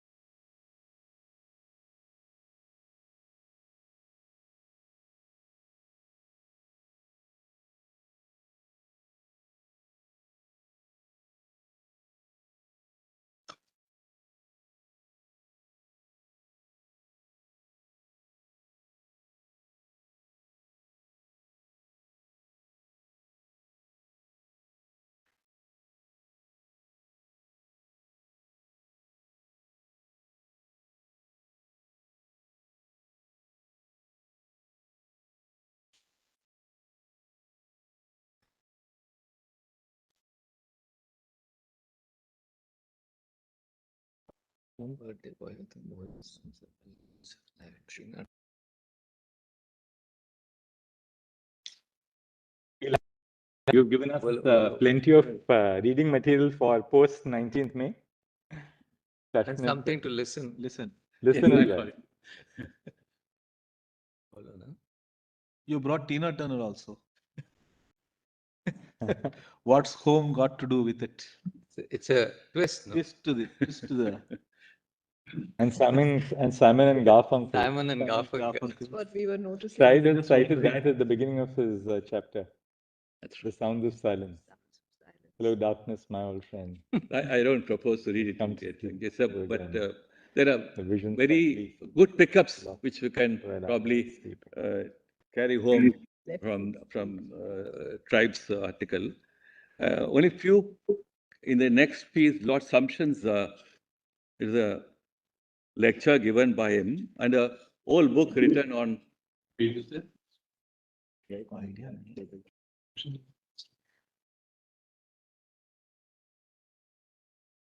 Yes, lots of change. Yes.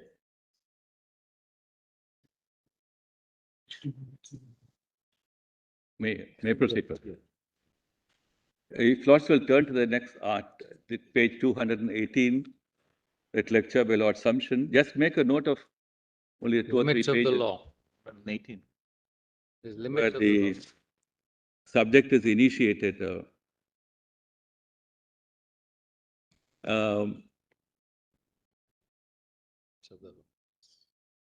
At page 219, the third paragraph, there is a second reason why we need to think seriously about the proper role of judges in the ordering of society. We live in an age of unbounded confidence in the value and efficacy of law as an engine of social and moral improvement. The spread of parliamentary democracy across most of the world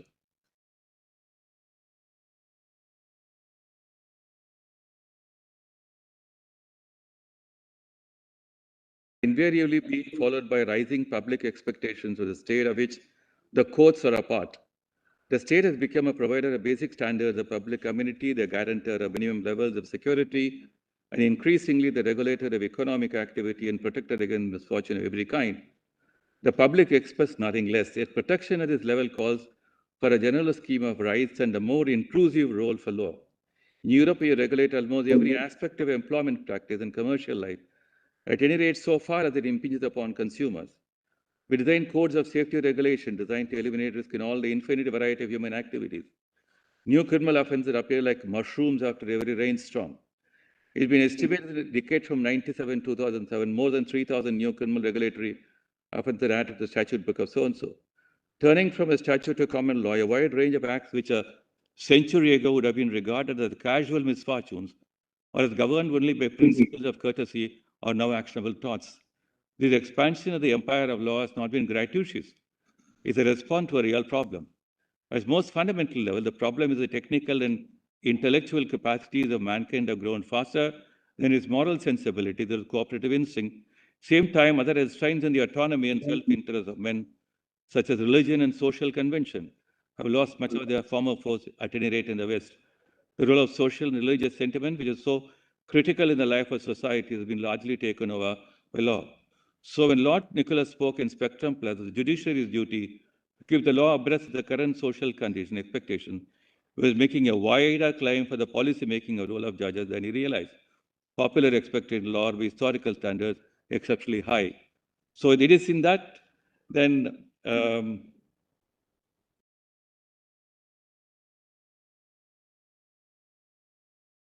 You may turn to 223. I think you may want to read that. That's perhaps what you're driving at. This approach has transformed the convention from safeguard against despotism.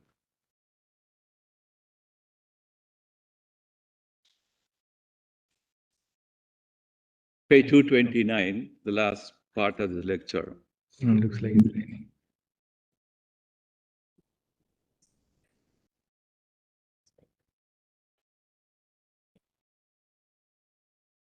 At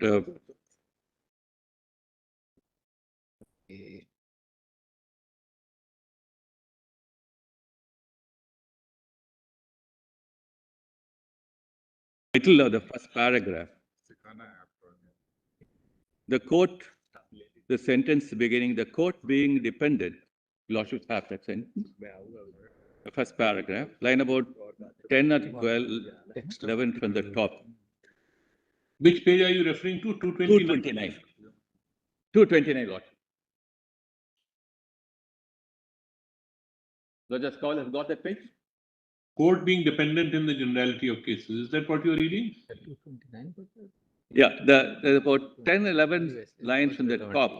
The sentence, the court being dependent in the generality of cases on the material and arguments put before by the parties is likely to have no special understanding of other areas. Law and Fuller famously described these as polycentric problems. What he meant was that any decision about them was like to have multiple consequences, each with its own complex repercussions for many other people.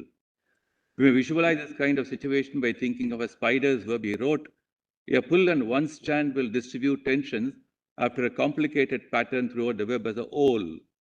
In such a case, he suggested it is simply impossible to afford a hearing to every interest affected. 1 out of 3 consequences follow, sometimes all 3 at once, so on and so forth. Now, next.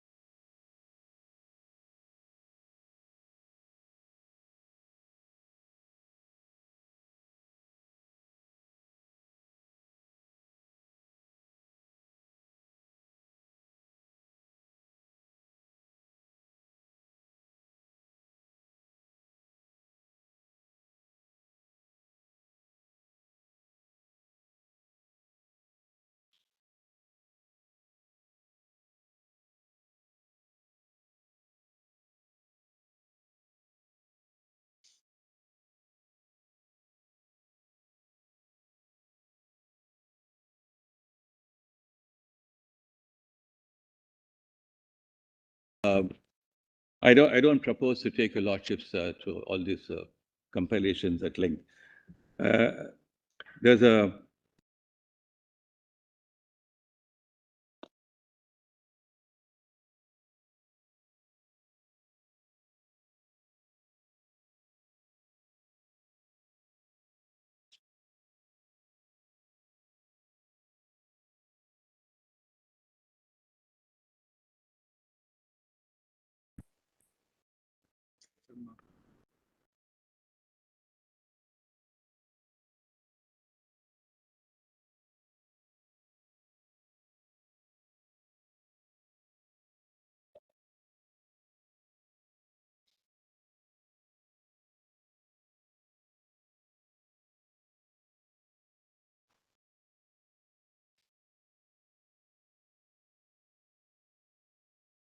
You're giving us something, Attorney? You're giving us something? Mr. Attorney General. before I go further, yes. Anything? I'm sorry. Further? You are giving us something? This is a judgment of the Supreme Court of New Zealand, post Guyton, and just read few passages from that. You'll also kindly pick up my first written submission. I'd like to read 2 paragraphs from this, the first written submission. Yes, we have it.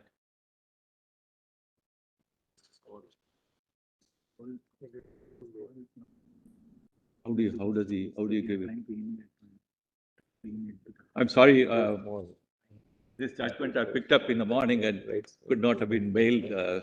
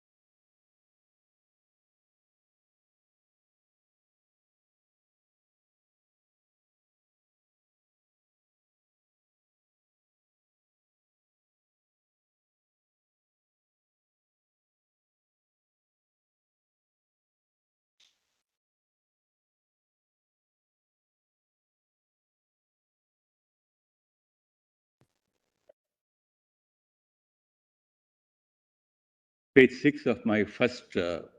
Something to do with drugs, no? Yeah, it is something. to do with I just want to read paragraphs and come to the judgment. Page 6, Para 6. no? Page 6, paras 15 and 15, 16 and 17. 17. Yeah,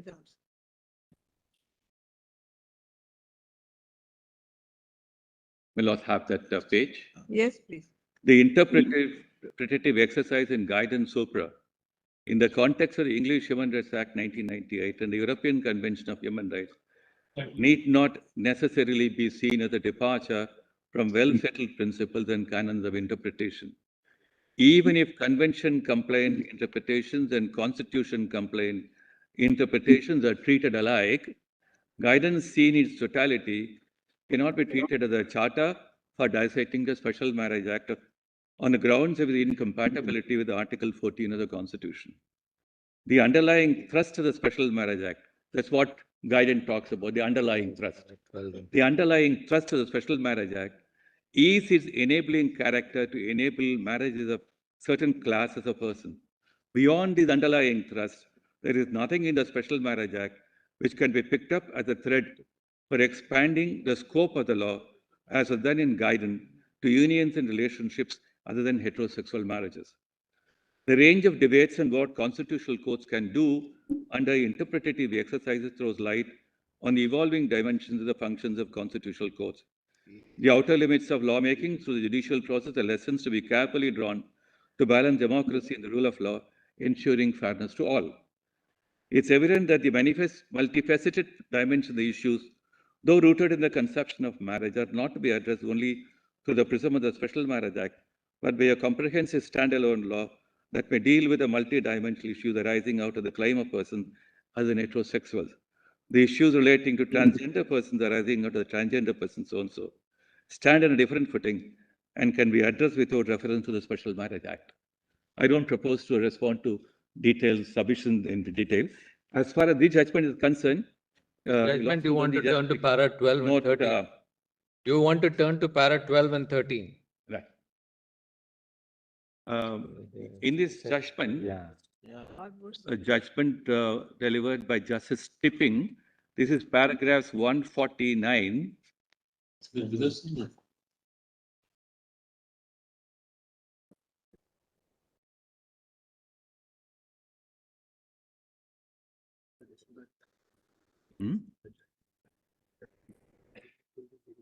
Yeah, then how do we? Oh, that's very, I'm so sorry. Attorney, It doesn't para have a 12. running page number. Para 12. Para 1. Para 12. No, please read para 12, where guidance is dealt with. No, it's very difficult this year. Is this, attorney, the judgment you have handed over in court or I'm so something? sorry, Your Lordships. Yes, sir. yeah, just now handed over. Just now you handed over this Paul Rodney Hansen, which is a drug crime related case. Have you got that? Justice call. No, if they can send, I think there's It has some. been emailed. I'll have it. No problem. This is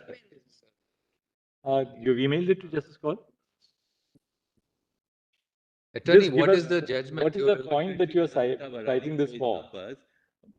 We just What is the principle? What is the proposition that you are citing this in aid of? Interpretation. very well. What I will do is I'll prepare a short note on this. No, please, let us understand What is the whether we are on the proposition? same case. Are we on Paul Rodney Hansen? Doesn't have a page number. How do you deal with that question? Don't you have this judgment? The point attorney? is about alternative meaning. That's right. So Yes. please, let's go step by step. You might turn to para 12 of that judgment if you have it. The one which you handed over to us is Paul Rodney Hansen. Is that the same one that you are referring to? Yes. Now please turn to para 12. This is where the context is there of guidance. Okay.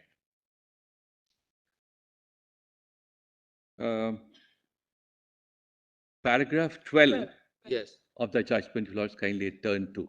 Yes.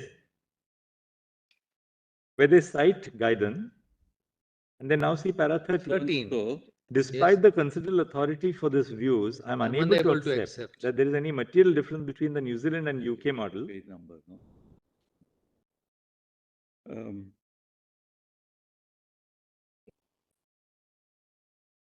last sentence in the para on that page, where fundamental rights are affected, particularly those protected by international covenants to which New Zealand is a party, apparent meaning yields to less obvious meaning under common law presumption, protective of bedrock values. And this is amplified in that alternative meaning chapter, which you wanted us to read from para 1. That's right. Correct?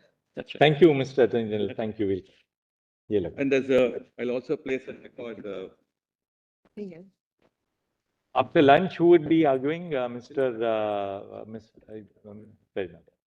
Yes. There's a comparative reading. I also place in record.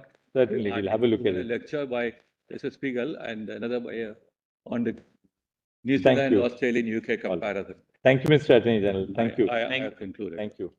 Mr. Dwivedi will resume after lunch.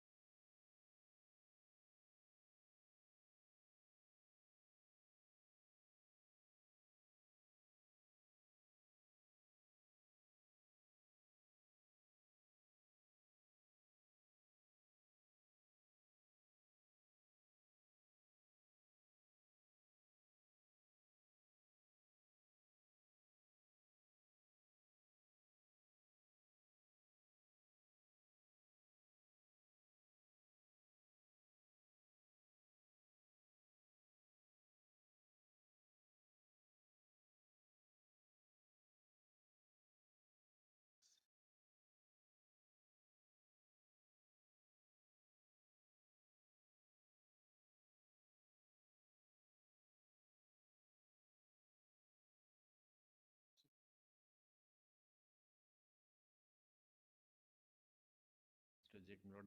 There's an implement application, my lord, on behalf of an organized society, my lord. It can be kept with the records, my lord, and allowed formally. The views are there, my lord, at para 5 and 13. Yes, yes, Mr. Dev. Number 72352 of 2023. Sure. Para 5 and 13, my lord, that's all. Yes, Mr. Dev. Greatly.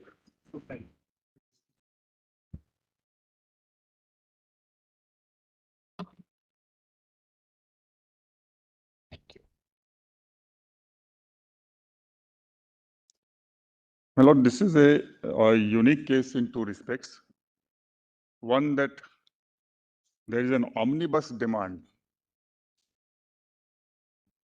Same-sex, transgenders of 72 kinds, intersex, genders, third-degree genders, all.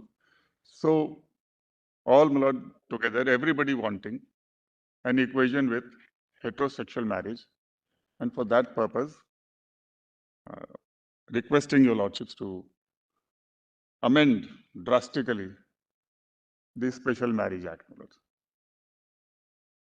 And this second is, my lords,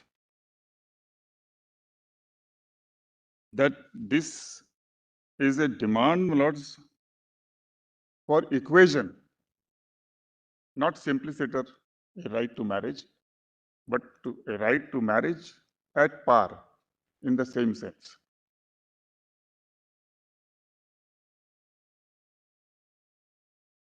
Now, three questions will arise, my lords. Is there a fundamental right to marry?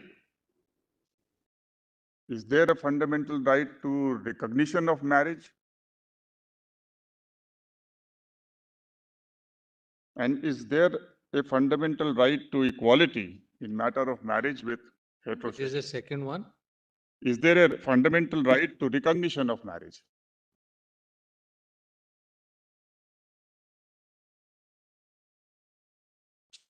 And is there, third is there a fundamental right to equation or equality in matter of marriage with the heterosexuals?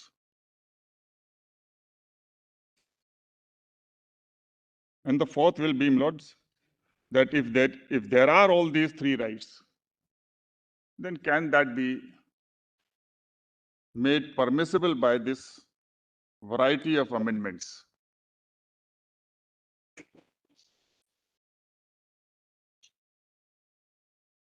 Just to recapitulate, minutes. One demand was, and focusing on the Special Marriage Act first, minutes.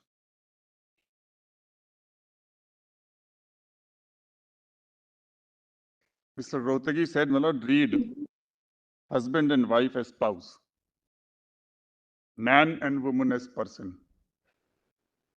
everywhere, and operate both the schedules at the end of the act, prescribing prohibited degrees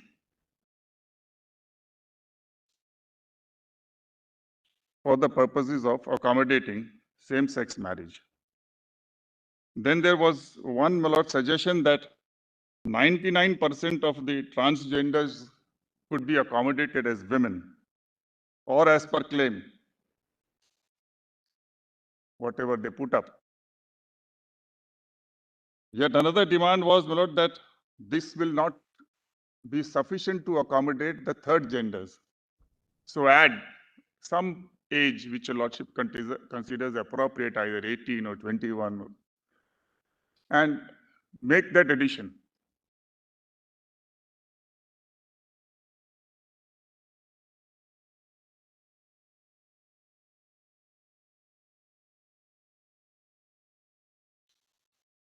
Now,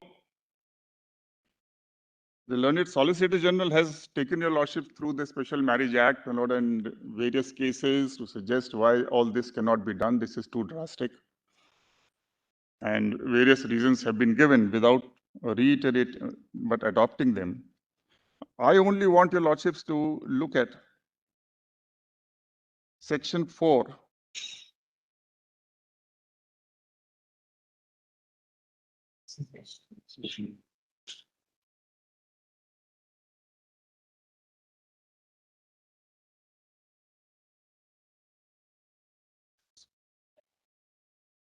Well, spouse is a flexible.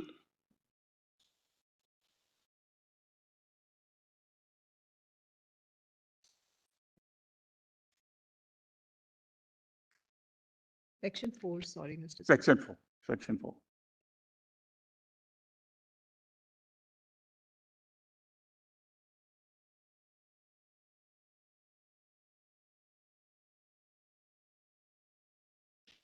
What is the submission? The submission is that spouse, grammatically, my lord, may be a flexible word, but if one considers the context of the act, my lord, here the spouse means either the husband or wife. Because the context of this act is heterosexual, everybody agrees to that. Not even the petitioners don't contest that, but except that they want substitutions.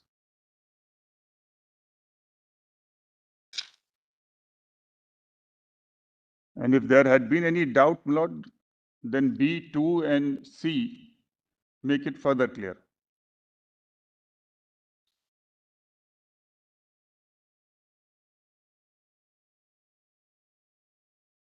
Now kindly look at 12, section 12. The marriage may be solemnized at the office of the marriage officer or at such place with reasonable distance and so and so. The marriage may be solemnized in any form in which the parties may choose to adopt, provided that it shall not be complete and binding on the parties unless each party says to the other in the presence of marriage officer and the 3 witnesses and in any language understood by the parties, I, A, take the B to be my lawful wife or husband. So a husband-wife relationship. Now, the contention is that substituted by spouse.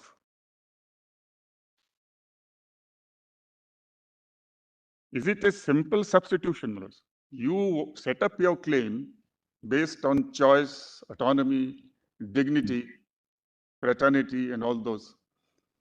Now, is not, Mulad, there a dignity for the heterosexuals, Mulad? Because you are asked to substitute this by spouse. How is the dignity of heterosexuals affected by that? No, because the relationship of husband and wife is a meaningful relationship since antiquity.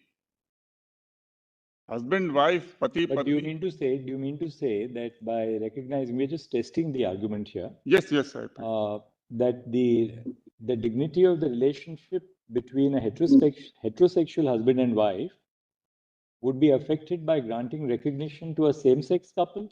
No, not that.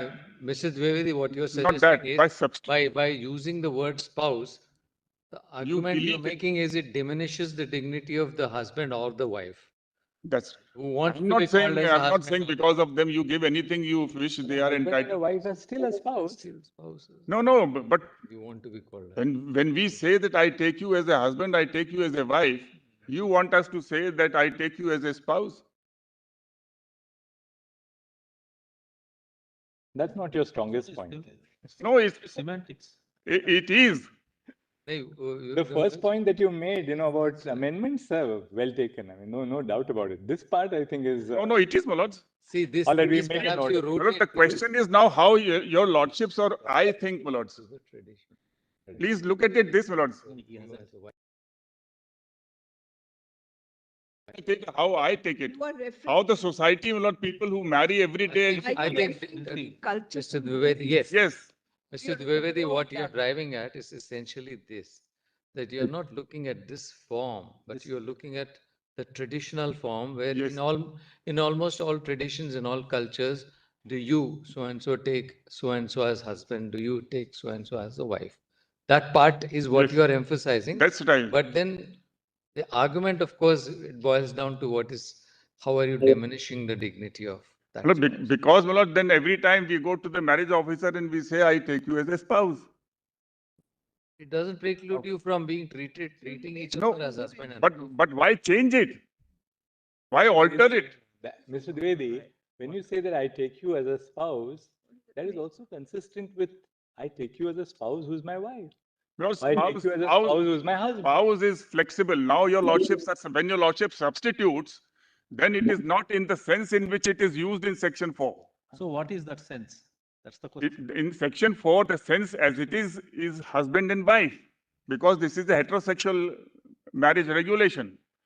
But now when your lordship will make all these substitutions, then this act will turn into an act which covers other relations also. That is a different point. That you made your point. I mean, there can't be any doubt about it. That the acceptance of the argument does require substantial rewriting of the provisions of the Act. That has been addressed. Which is legislated. That's Yes. been addressed. No What I am submitting is that while sort of claiming dignity, you should not inflict indignity.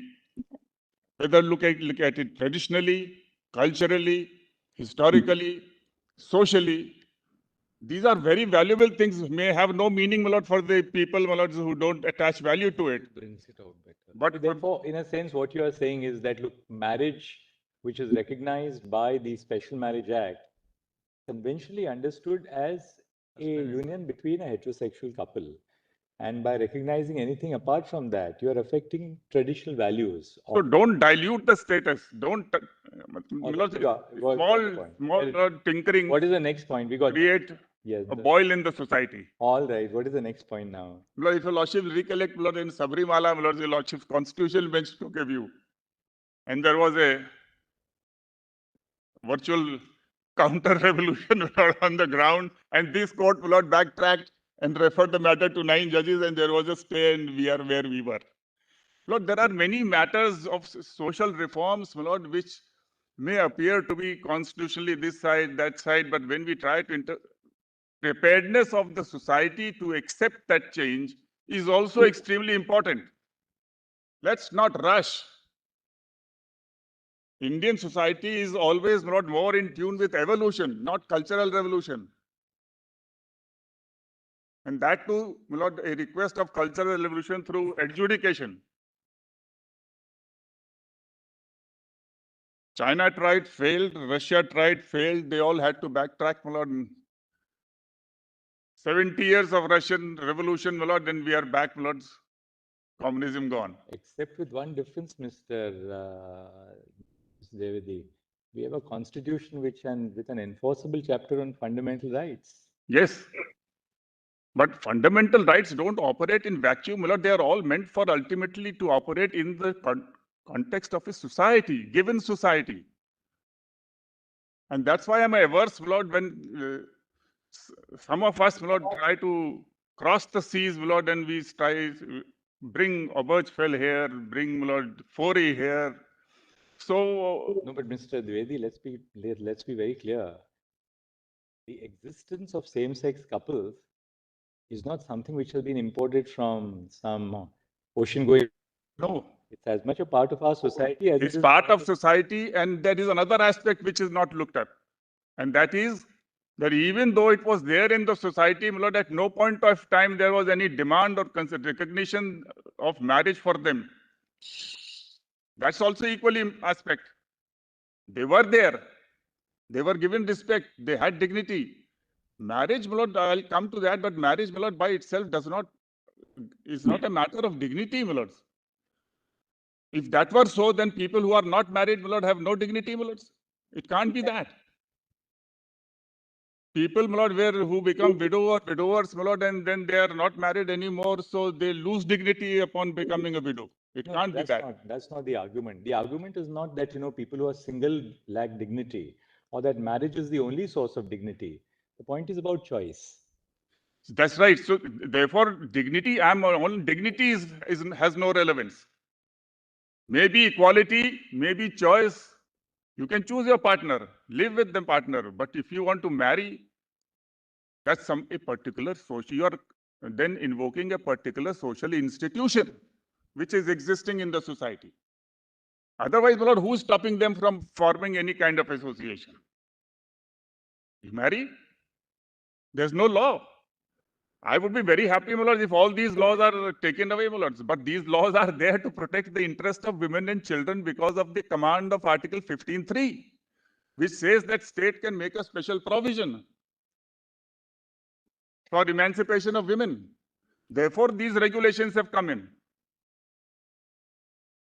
But dignity, my lord, has nothing to do with marriage. My marriage is not registered, as your lordship noticed, Lord. So I have no dignity, Lord, that means.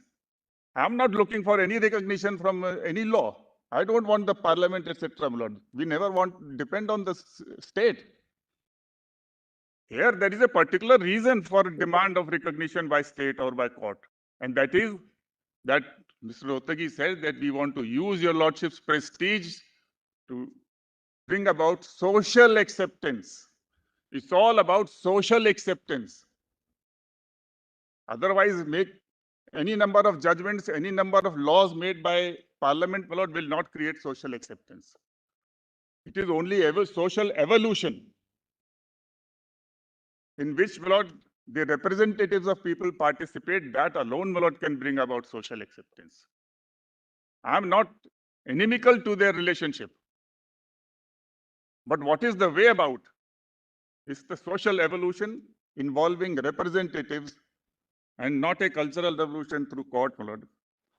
In all matters of social revolution or social reforms, your lordships have granted legislators, the parliament, a choice how to proceed. You may deal with one section at a time. All laws need not be all embracing. Sometimes, my lord, the laws are made and tested and experimented in one particular area.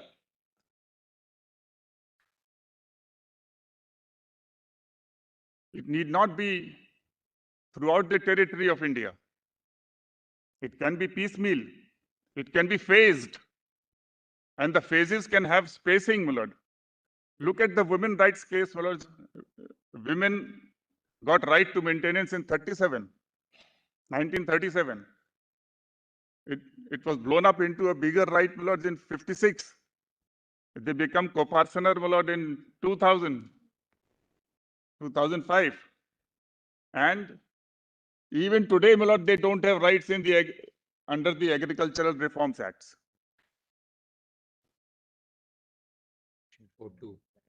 Section 4.2. Yes. So therefore, my lords, how many years have passed? There was something said, my lord, that we are getting old and so on, my lord. So, my lord, if it's a cause for which you are battling, all causes, my lord, take time to succeed. And all causes have their martyrs. It's not necessary. Why? It's not an individual thing that I got married, I did not get married. I left the world without getting married. The issue is, this is a cause which requires social accommodation, and therefore parliament, which has the pulse of the people in hand, are in the best position to decide when to take the next step, what should be the next step, and how should it be brought about.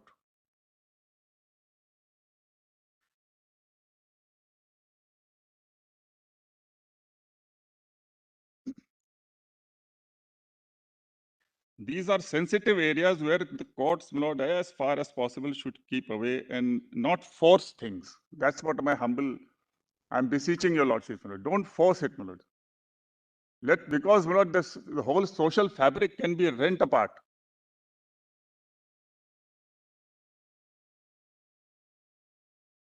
We do not know what consequences will happen or not, Lord. I'm not trying to predict something, but slowness is the way forward in such matters, not speed. As we go in the mountains, Lord, there are always warnings that be slow, else there is danger.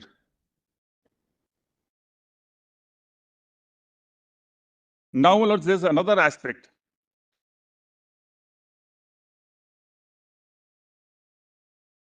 Kindly advert to section 43 and 44. I'm placing only those sections, Lord, which have not been placed, to the best of my recollection.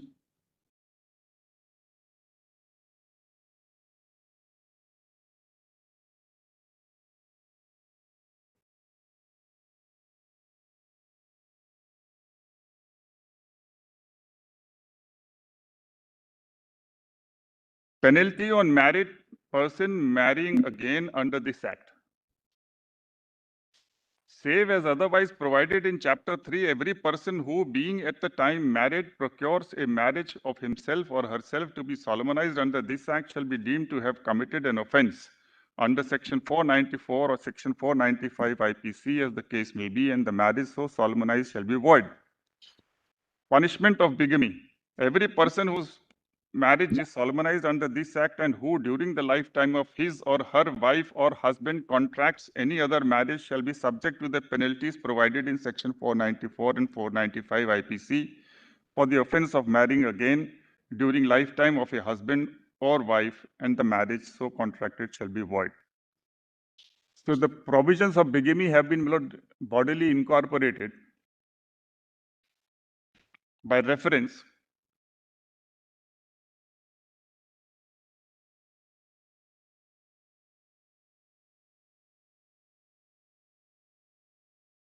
Now there are two things, Lords.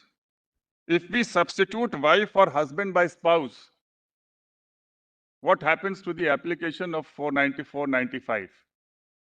Your Lordship will have to then also say that though this substitution has been done as spouse, still that provision will apply. Now, here also it will be substituted as spouse. So some relationship which is as yet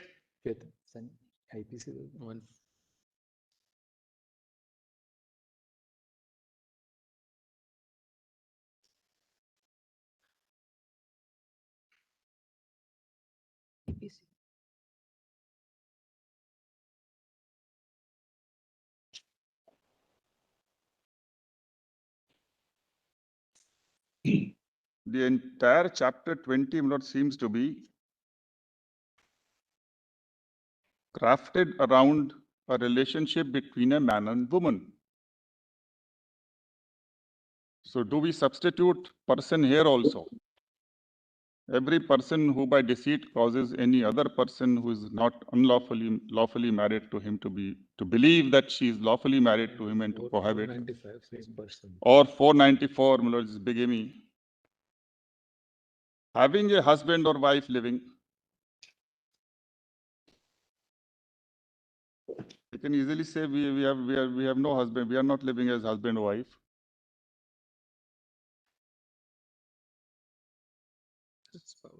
Or they may say that there was some strain of argument, my lord, that one of us, we can choose a role.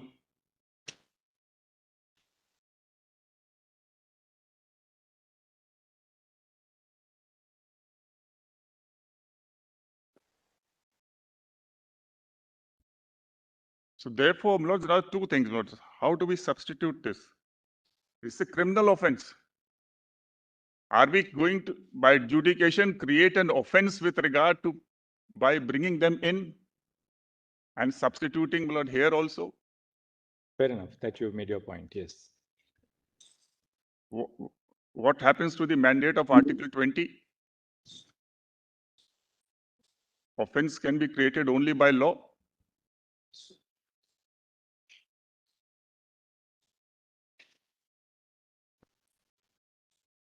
So the substitution here is virtually impossible. There's no way. Because even if we assume that you can substitute, we are then creating offense. And there are only 20 petitions here. We are told, my lord, that overwhelming majority wants to get married. I do not know whether they have pondered that all of them want to get married under this Act and subject themselves to, my lord, this offense of bigamy. And even if they want to, my lord, it can't be done.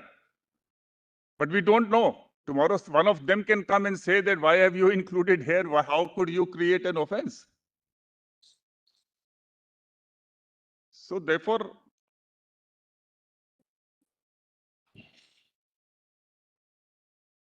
Interesting. Suppose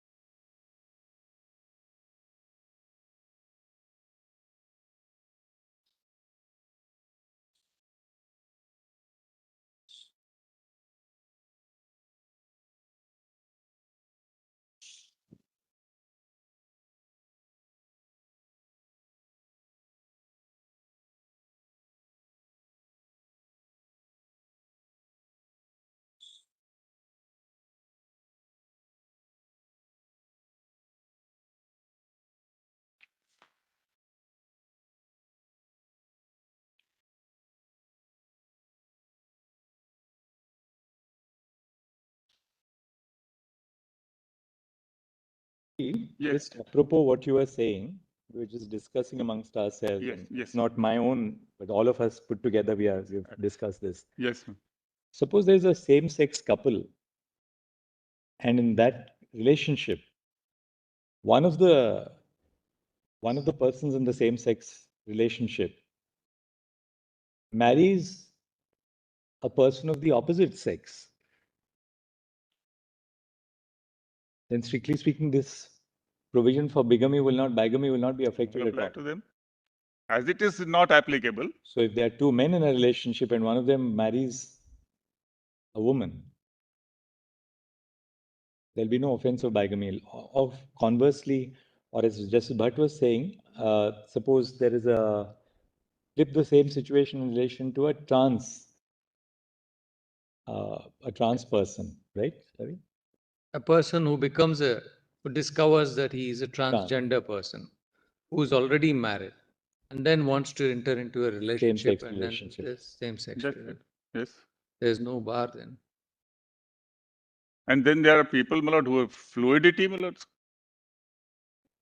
What do we do with that, my lords? How do we create an offense, bring them into this? So in other words, your submission is that in order to take care of a myriad situations, it's really for the lawmaking body to enter upon the... All these factors, my lord, will have We got enter the the melting pot, my lords. Yes, Mr. Reddy, you have given us... Look at the tools available to the parliament, my lords. They have select committee, they can form any other committee. Of course, your lordships can also form a committee, my lords, to go into all that, my lords. But it will be preventing the parliament from doing its job and taking a step before they take. Any other provision of SMA apart from 43 and 44? Then they have the law commission, my lords. And the attorney generals are sometimes also members of the law commission. Yes. First law commission. The first law commission. Also, our attorney general was, of course, not in his capacity as AG. He was not then the AG, but... So all these tools are available to... AG was a member of the law commission. Yes.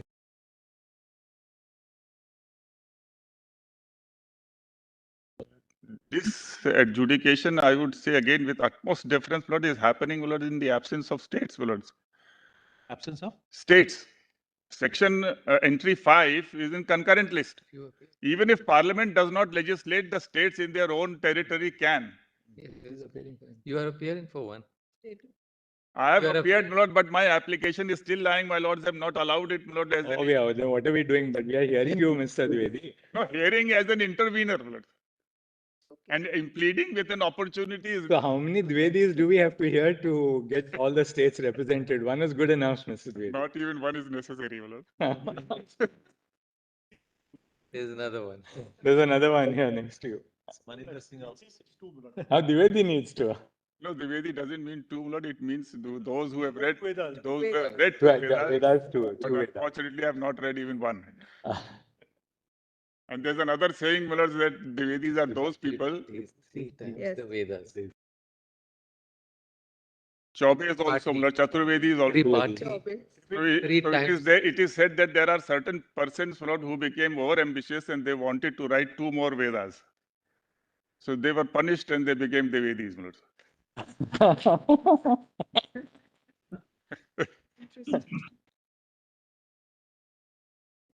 So over-ambition is bad. Well, the only other provision which I wish to draw attention to is one of them had been drawn place, that is section 4B2. That you've already mentioned, 4B2. It has been mentioned, but read it along with 24.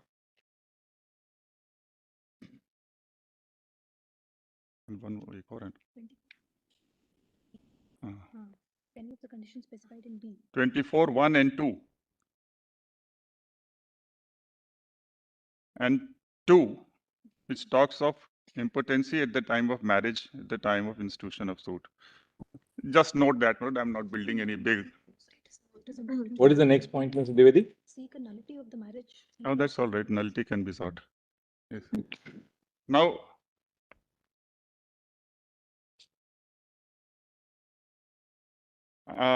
I'm not reading, my lord.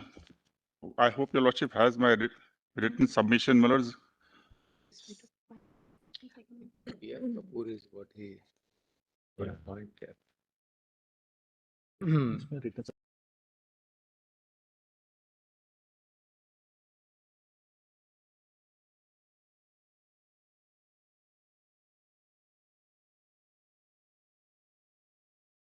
Final written submission.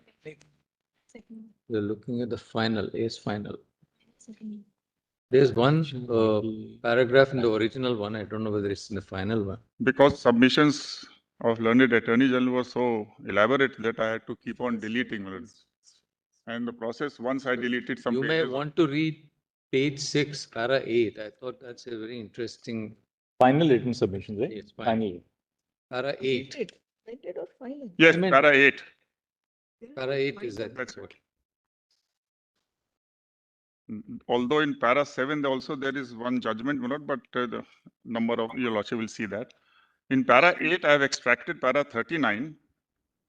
That was in the context, it's a constitution bench judgment. Section 8(4), my lord, before it was declared ultra virus.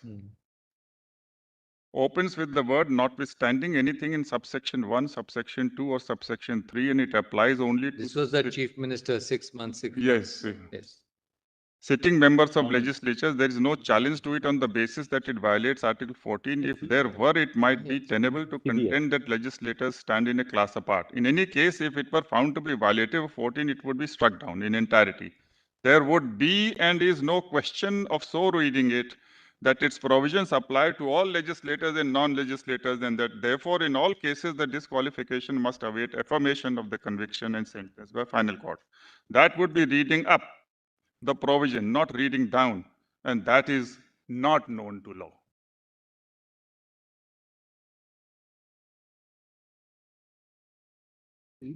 So, down.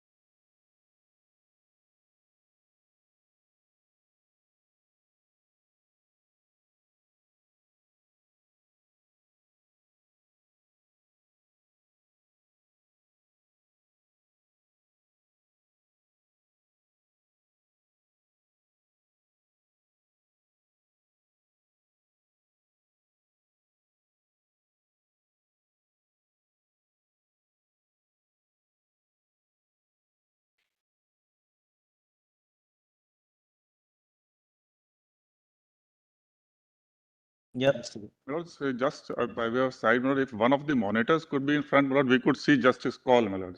It's not. Oh, you're not able to see Justice Call? Oh, this is very side, my lord. All right, we just, we'll get it, yes. If there is some, then it will appear. Certainly we'll get it done. I'm sorry, I thought you could see. I'll put it in front of me, ma'am. Can't we switch the screen? Is there, no? You can bring the screen. तो हम देख नहीं पाएंगे फिर lawyers को देखनी है हाँ you can bring Justice Call on the other side on the other If there is a. Justice Call is the focus of attention right now. Mr. Dwivedi doesn't like a side look of mine. Some profiles are straight. Overall personality, my lord, is great. Actually, ideally it should be there somewhere. Should be there somewhere. Yes. Fine. Is it better? That's right. So that You brought it here. maybe in this somewhere here in the corner. to keep seeing at the bar and Is it better on your screen now? Yeah, I can now. एक हमारे लिए तो होना चाहिए मैं कह रहा हूँ उनके लिए एक होना चाहिए. Close up view is there. So, my lord, they briefly touch upon three aspects, my lord, now. That is, Mr. Kripal said, forget the original legislative intent. This court has discarded originalism. And then Mr. Vishwanathan, my lord, referred to Nakara line of cases, my lord, to say, to buttress the submission that alterations can be done. Mr. Singhvi referred to Ghedan, my lord, Ghedan has been dealt with, my lords, already. Now, with regard to originalism, my lord, the Chief Justice, my lord, had in para 251 and 262 of Puttaswamy, my lords, your lordships made some observations, my lords. I think, my lord, this leads a little more clarity, my lords. In what circumstances, my lord, originalism can be discarded, my lord? Because to say, my lord, that originalism, my lord, is courts are not bound at all, my lord, then in every case we can just forget, my lord, what the legislative intent is or what the framers had said. Whereas in Puttaswamy, my lord, the Chief Justice, my lord, even while saying that there are certain, your lordships have very carefully, my lords, headlined this portion by saying limits of originalist interpretation. This is not the volume 1, compilation 4 of the petitioners, PDF 567.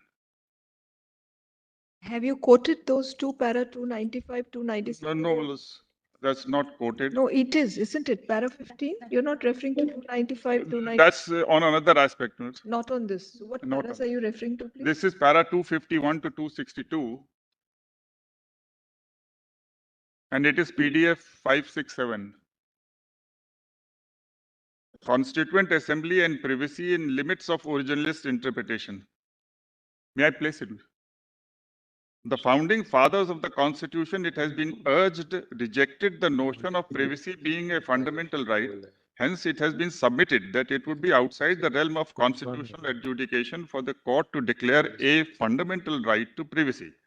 Argument merits close consideration. Then your lordships have quoted, my lord, from 252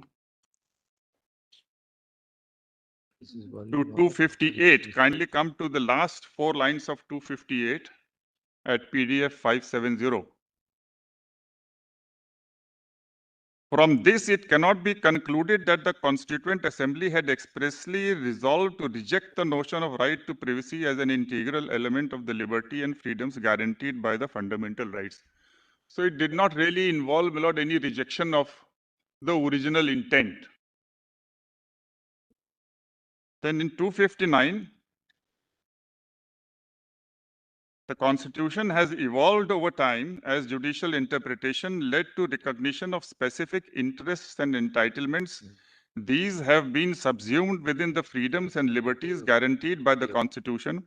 Article 21 has been interpreted by this court to mean that life does not mean merely a physical existence. It includes all those faculties by which life is enjoyed. Then your lordships trace all that. Lord Cooper is there in 260. I'm not reading that much. Interpretation of constitution cannot be frozen. So No, that's right. It can't be frozen. Then in 261, 262, technology, etc., has been mentioned. Now, what is being said is that the fundamental rights, my lord, have got penumbras. They have, and as time advances, new technologies come, then new rights can be read into it. Now, this originalist, the limitations are being considered in the context of expansion of fundamental rights alone. It has nothing to do with interpretation of legislative enactments, where n number of judgments, have stated that the court's task is to discover the legislative intent and the object and to take that interpretation which advances it. So this is discarding of originalism, my lord. That is the original view. That is the original view of the framers of the Constitution, is resorted to in rare circumstances and because of very strong elements, my lord, which may be present.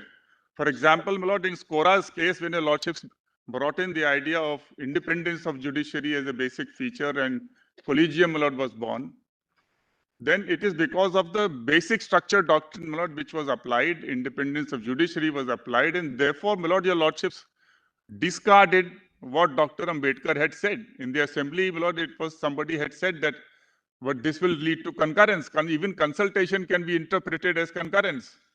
But that was rejected by Dr. Ambedkar. That cannot be. However, my lord, in Scora, your lordships discarded it, but that is because of a subsequent evolution of a very important aspect of constitutional law, that is the emergence of basic structure, my lord, in Keshwanand Bharati. So that was the reason where your lordship did. But look at what your lordships did in this case. That is virtually within the.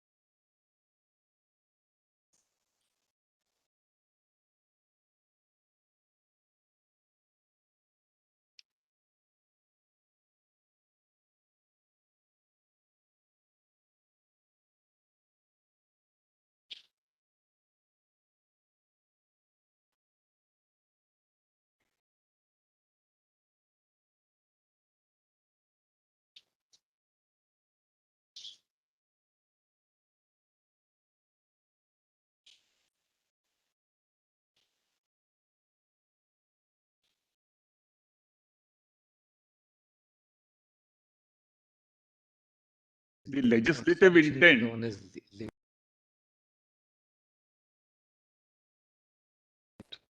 at the mere asking would be, my lord, committing that act which Justice Cardozo, my lord, has warned the judges are not a knight errant roving at pleasure, my lord. So we can't just pour anything we wish. Then how do we do it? Then we have to, my lord, perforce go back to the legislation and discover, my lord, what is that legislature wants to do, and then some iron out some crease, do some chiseling, do some minor surgery, not a major, my lord, surgery. Now, very importantly, what my lord the Chief Justice has himself, my lord, dealt with regarding due process. My lords will recollect, my lord, that this point was raised by me only because, my lord, Justice Nariman had in some judgment said that because of Menaka Gandhi, my lord, and You brought in substantive due it process. has full circle now. So we are back to due process. So that was the point raised in which your lordships have. Paragraph 273. I have quoted that, but if your lordship... I think I cited the Oxford Handbook of Constitutional Law, isn't it? Just see one of the footnotes there, I think.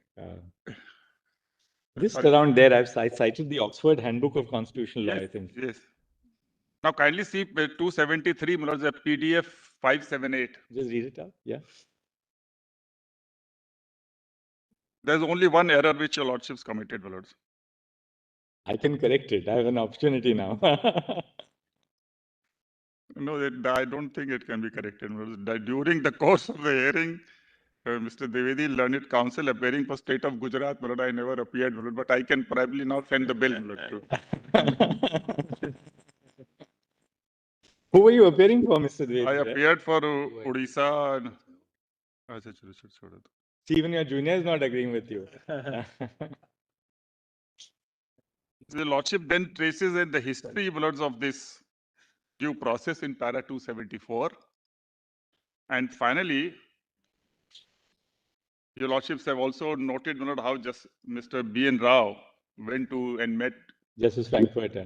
Justice Frankfurter, and how the changes were sought to be made, and Dr. Ambedkar, my lord, observation in para 278. Aladi 277. And in 278, at the end, your lordship says the amendments proposed by some members to reintroduce due process were rejected on 13/12/1948. So several attempts to bring it back, they were repelled. Having noted that, then your lordships even noted Justice Krishna Iyer's observation in paragraph 282, where he said, "True, our constitution has no due process clause or the 8th Amendment, but in this branch of law, after Cooper and Menaka Gandhi, consequence is same." This was also noted. And then in 292, significantly, your lordships depart from what the US position is. The lordship said, in dealing with a substantive challenge to a law on the ground that it violates a fundamental right, there are settled principles of constitutional interpretation which hold the field. The first is the presumption of constitutionality, which is based on foundational principle that legislature which is entrusted with the duty of lawmaking best understands the needs of society and would not readily be assumed to have transgressed a constitutional limitation. The burden lies on the individual who asserts a constitutional transgression to establish it. Secondly, courts tread warily in matters of social and economic policy, where they singularly lack expertise to make evaluations. Policy making is entrusted to the state. Then the lordship referred to doctrine of separation of powers, which is also sometimes misunderstood as if it is only one way, my lord, creating an independence of judiciary. Whereas, my lord, even going by the founder of this philosophy, Montesquieu, my lord, it is the freedom of independence of all three organs. They are co-equal.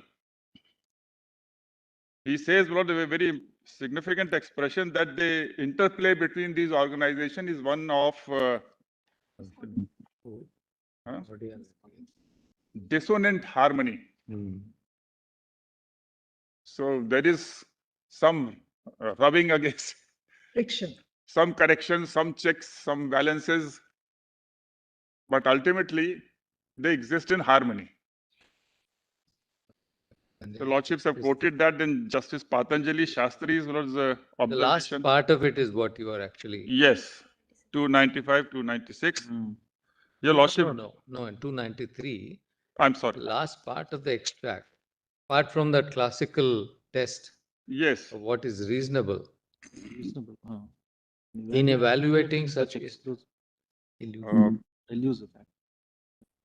In evaluating such elusive factors and forming their own conception of what is reasonable, in all the circumstances of a given case, it is inevitable that the social philosophy and the scale of values of the judges participating in the decision should play an important part. And the limit of their interference with legislative judgment in such cases can only be dictated by their sense of responsibility and self-restraint and the sobering reflection that the Constitution is meant not only for people of their way of thinking, but for all, and that the majority of the elected representatives of the people have, in authorizing the imposition of restrictions, considered them to be reasonable. The court, in the exercise of power of judicial review, is unquestionably vested with the constitutional power to adjudicate upon the validity of law.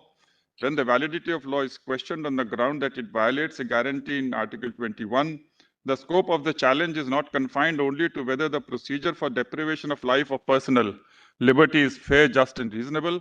Substantive challenges to the validity of laws encroaching upon right to life or personal liberty has been considered and dealt with in varying contexts such as death penalty and mandatory death sentence and other cases. Person cannot be deprived of life or personal liberty except in accordance with procedure established by law. Article 14 as a guarantee against arbitrariness infuses the entirety of 21. Then leaving that, kindly come to 295 and 296, not from the sentence beginning hence. Hence, while judicial review in constitutional challenges to the validity of legislation is exercised with a conscious regard for the presumption of constitutionality and for separation of powers between legislative, executive, and judicial institutions, the constitutional power which is vested in the court must be retained as a vibrant means of protecting the lives and freedoms of individuals. The danger of construing this as an exercise of substantive due process is that it results in the incorporation of a concept from the American Constitution, which was consciously not accepted when the Constitution was framed. Moreover, even in a country of its origin, substantive due process has led to vagaries of judicial interpretation, particularly having regard to constitutional history surrounding the deletion of that phrase in our Constitution. It would be inappropriate to equate the jurisdiction of a constitutional court in India to entertain a substantive challenge to the validity of law with the exercise of substantive due process under the US Constitution. So, Lordship respected the originalism. No, not really. Not really. What we really had, this was, you're right. You had shown us Justice Nariman's judgment, virtually saying that substantive due process is now a part of our process of judicial review. What we said was that substantive due process in America itself has now become almost a disbanded phrase for this reason, that substantive due process was used to virtually supplant the policy of the legislature.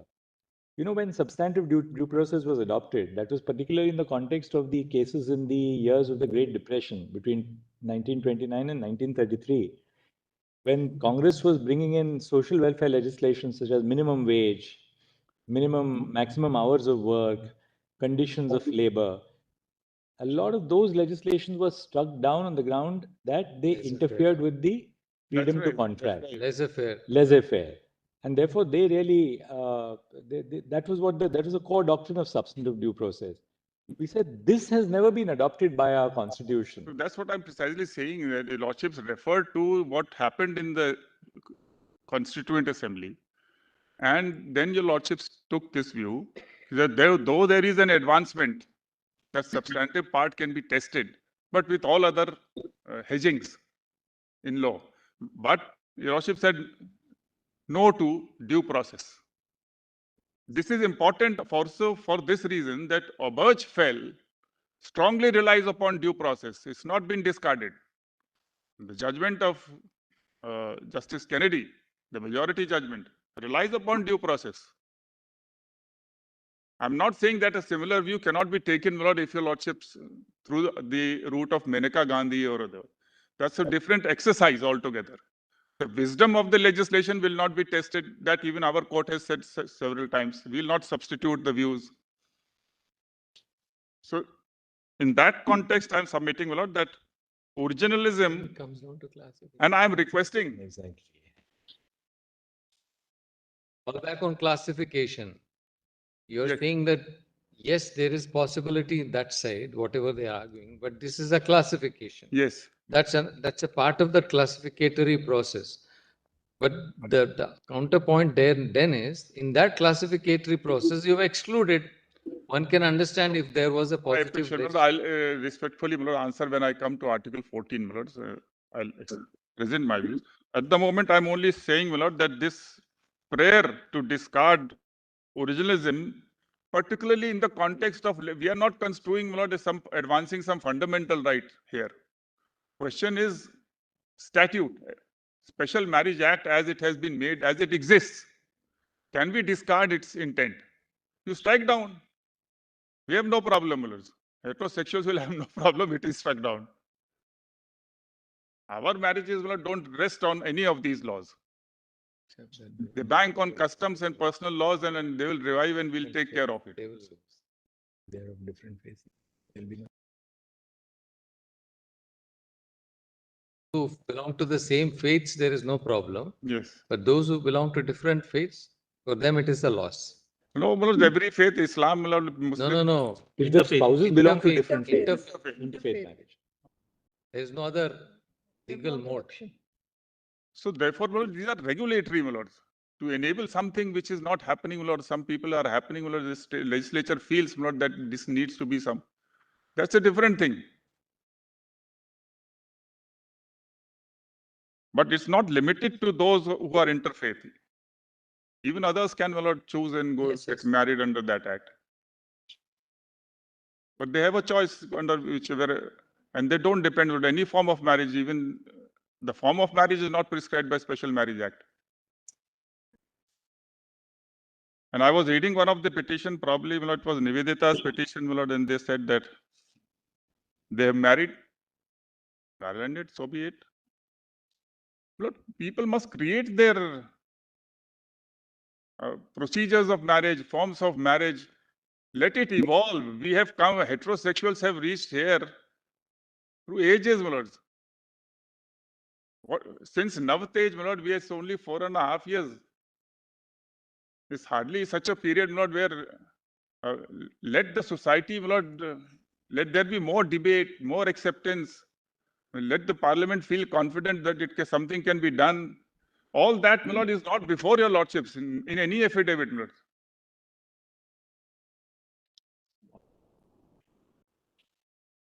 It will be something like a pole vault, my lords. Jumping the phases.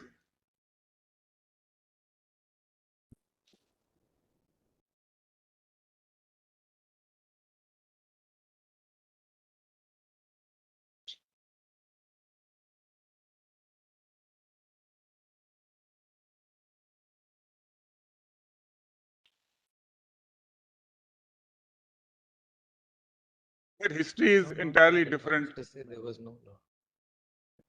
America is created by the settlers from the United Kingdom, my lord. The Great Britain, the Columbus story.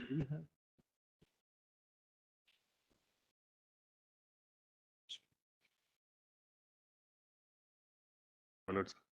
They are, of course, I don't want to enter into those bigger things, but certainly America is guilty of the worst of crimes, my lords. In the name of humanity, my lords, and they chant all that. We need not rush, my lord. Why? We don't need to. We can reform our system ourselves. We are capable of that. We have a With regard to originalism, my lords, then the Nakara line of, I'm sorry. Brazil or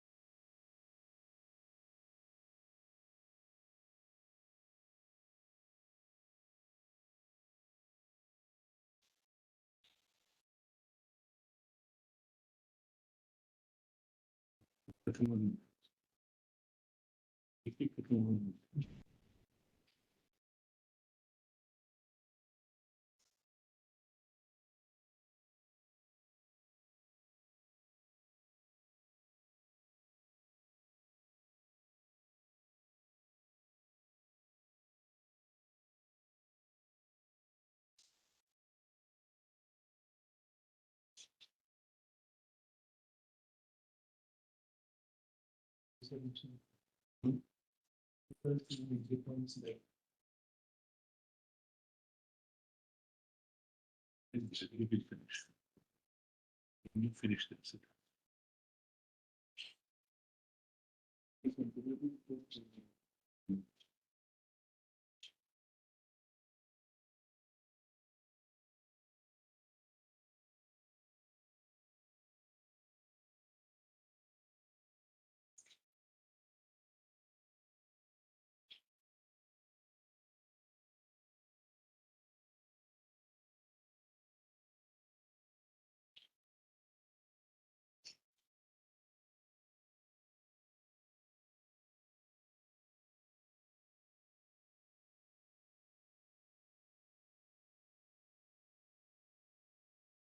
Now, Baha'is are a community.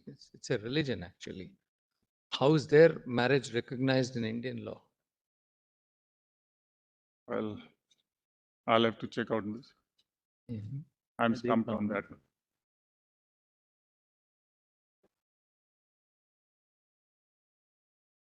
Bye. Yeah. Mr. Dwivedi, roughly how long would you take? Close, I'll take. All of us have a heavy board for tomorrow and some very heavy cases lined up. So we were just talking in lunch that maybe we'll rise at 3:30 only to go home and start reading for tomorrow. It will take time. I'll take about 2 hours. About 2 hours still. Can you wrap it up in about an hour or so, Mr. Dwivedi, so that I'll keep. Tomorrow, of course, Lordship said tomorrow I'll we are keep not that in meeting. mind. They are meeting now on Tuesday. I'll tell you what our plan is, that by next Wednesday, we should be through with the hearings. So we really appeal to all, you can also really curtail your rejoinder submissions, I'll try to. so that then you can decide I'll after you keep who it are going 90 to. minutes, bro. There's a lot. So, I've confirmed as just Yeah. 30 minutes. I made 6 points. excellent. Just one, two, three, four. We'll be short. I've We'll- circulated the So then should we rise? Should we rise? Because you're going to anyway take a little while. And our only anxiety on Thursday evenings, today is effectively a Thursday evening for us because tomorrow is a miscellaneous. I appreciate it. Everybody is rushing home to start reading those 50 odd SLPs for the next day. I appreciate it. We'll resume on Tuesday. Thank you. Great.